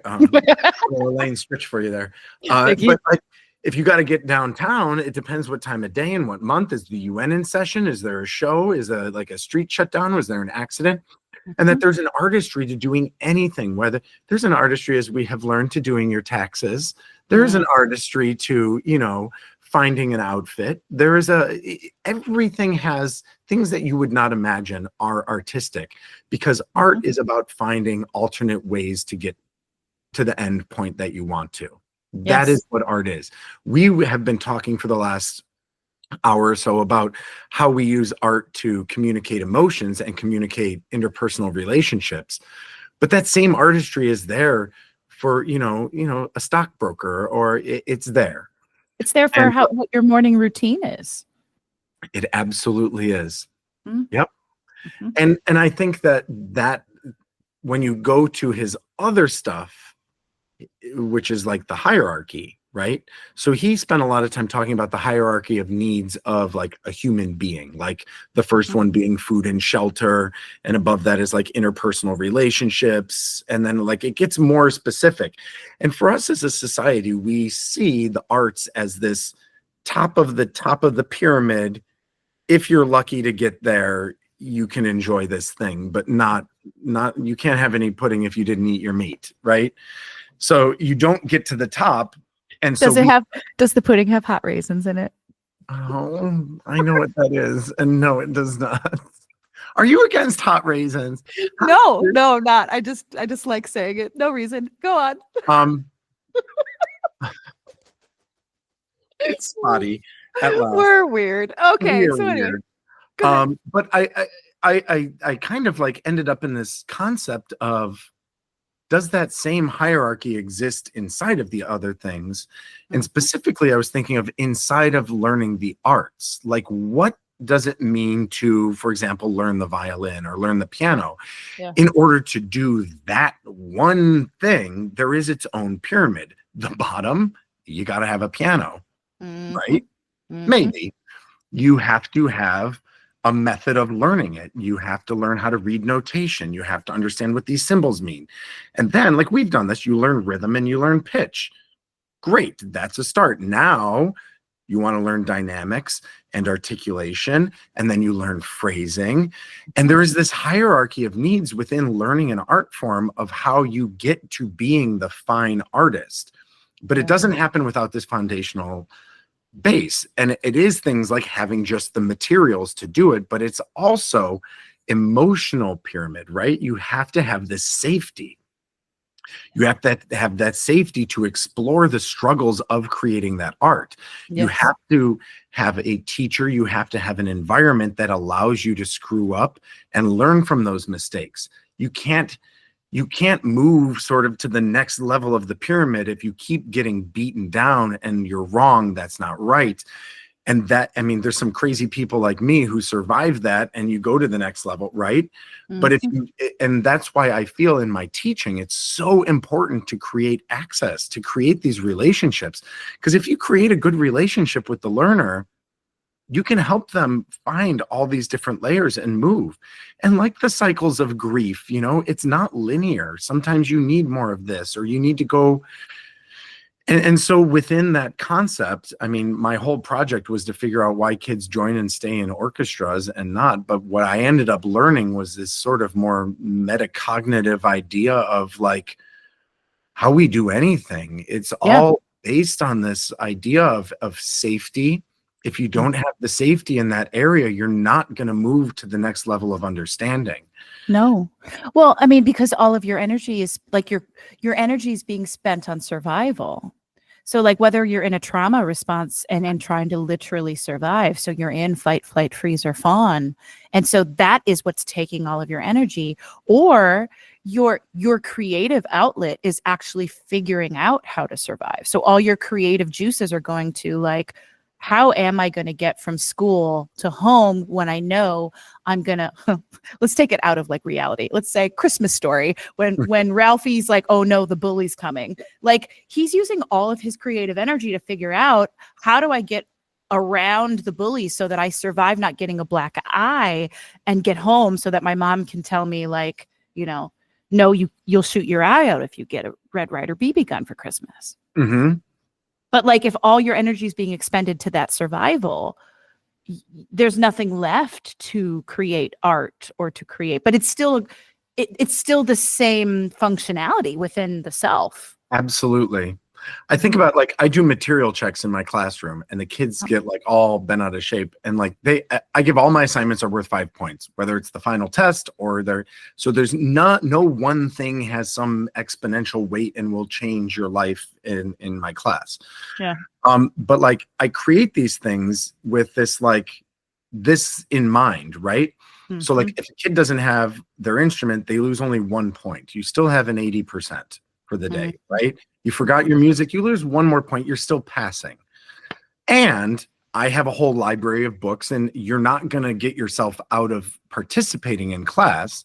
There is a real consequence, but it's not the end of the world, right? And you have to show them that like, it's okay to make that mistake. Just don't keep doing it. The only way you can fail my class, don't bring your instrument every single time. Then you're going to have a problem. Mm-hmm. So like creating these opportunities to fail, but it's not like, and I watch them, like if they lose a couple points, they will panic because that's how they're treated in their other classrooms. It's right. The shame spiral takes over. Yeah, if you get stuck in the shame spiral, well, then you're gone. You might as well have just left the room. But you know, this accountability measure. What is accountability in education, and what is accountability in education in the arts? Yeah. And for me, it does go back to that Maslow thing. You got to show up with your materials, and you got to show up with an open mind. If you can do those two things, then we have space to play with all the rest of this. Right. So like that's like goes back to funding. If the school could buy me, 500 instruments and I had them, we could take that foundational level off the table, right? We know the kids are going to show up. They're all going to have an instrument. They're all going to have a book. But the state of arts education in America is like the kids also have to bring the foundation with them, Right. Yeah. So then it becomes like a place of privilege. Then it's like, well, that as a society as a whole, that's why the arts is all the way up here, is because we don't fund it. We don't give it the means that it needs to just exist. Right. It's, you've been in enough arts organizations. You can't run an arts organization. Now you're not going to get hired if you don't also know how to write grants. Like, Mm-hmm. it's not like people are giving us money to make this stuff, even though the entire, I think, culture loves and appreciates what the arts gives them. Mm-hmm. We're just not necessarily ready to say, yeah, I'm going to fund that, even though I'm not entirely sure what we're making. I know that it's worthwhile. Yeah. It's that the abstractness of it that a lot of people just aren't prepared to support. The ambiguity of risk. Yep, there she is again. There she is again, rearing her beautiful, beautiful head. Mm-hmm. Because, like, again, like, it's about, like, risk is ambiguity. It's uncertainty. It's instability. And because we cannot tolerate instability, we will choose these rigid, stable. Oh man, Oh. right you are. Mm. All these little quotes up around my classroom, and there's one in it, and it's about navigating uncertainty. I think it's Dr. Seuss or something. It's like, for I'm not afraid because I'm still learning how to sail my ship. Mm-hmm. It's something along these lines. Like, I'm not scared of the waves because I'm still learning. And if you can say, I don't know how to do this yet, that's okay. Mm-hmm. And knowing, like, I have a community that'll back me up and help me figure it out instead of laughing at me or saying you got it wrong or I told you so. Yep. Right. It's like building that community, building that kindness in people. I think it's why I loved Mr. Rogers. It's like, Oh my gosh, yeah. you're not going to get it right, but you know what? Be kind to yourself, be kind to each other. And if you can start there, there's a lot of stuff you're going to be able to do. Yes. Mm. Well, that feels like a really great place for us to end our conversation today. Craig, thank you so much for being on the podcast. The pleasure is absolutely mine. I love what you're doing. I love talking about this stuff with someone else who loves talking about it. Love it. Go on for days. I seriously, I'm like, oh my God, we can talk about this. So where can people find your music? How do they find out about performances of yours or your students' performances? We didn't even mention the fact that your students performed at the Apollo. Yeah, they performed twice at this year. We might get to perform at the Shed. They've moved the event. We were, my kids were one of the first. I had the very first group perform about 15 years ago at Roundabout Theater Company. We were the very first middle school to perform live in a Broadway theater. Amazing. I had my kids performed for the Manhattan Borough Arts Festival. We were selected, and my middle school kids performed alongside High School of the Performing Arts and LaGuardia. I mean, we were one of the only middle schools chosen to do this. They amaze me. Oh my God, my kids are incredible. You can find me on all the socials. I'm Craig Klonowski. It's just my name. It's me. And my new, I have an album, as I mentioned, coming out. I have 5 singles. I've been doing the drip release, trying to get people to figure out who I am. My last single, Heard of It, just came out on January 1st. The album right now, the title is Come Back Year. I've got 12 tracks. I released the first one the week of my birthday last year, and my goal is to release the album a little bit later this year. It explores my journey through struggle and strife, and there's a little bit of silly funniness on there from it's all mixed in there together. If you follow me on socials, you'll see everything that is going on in my life. Open book. Open book. Thank you, Craig. You're the bestest. You are the best.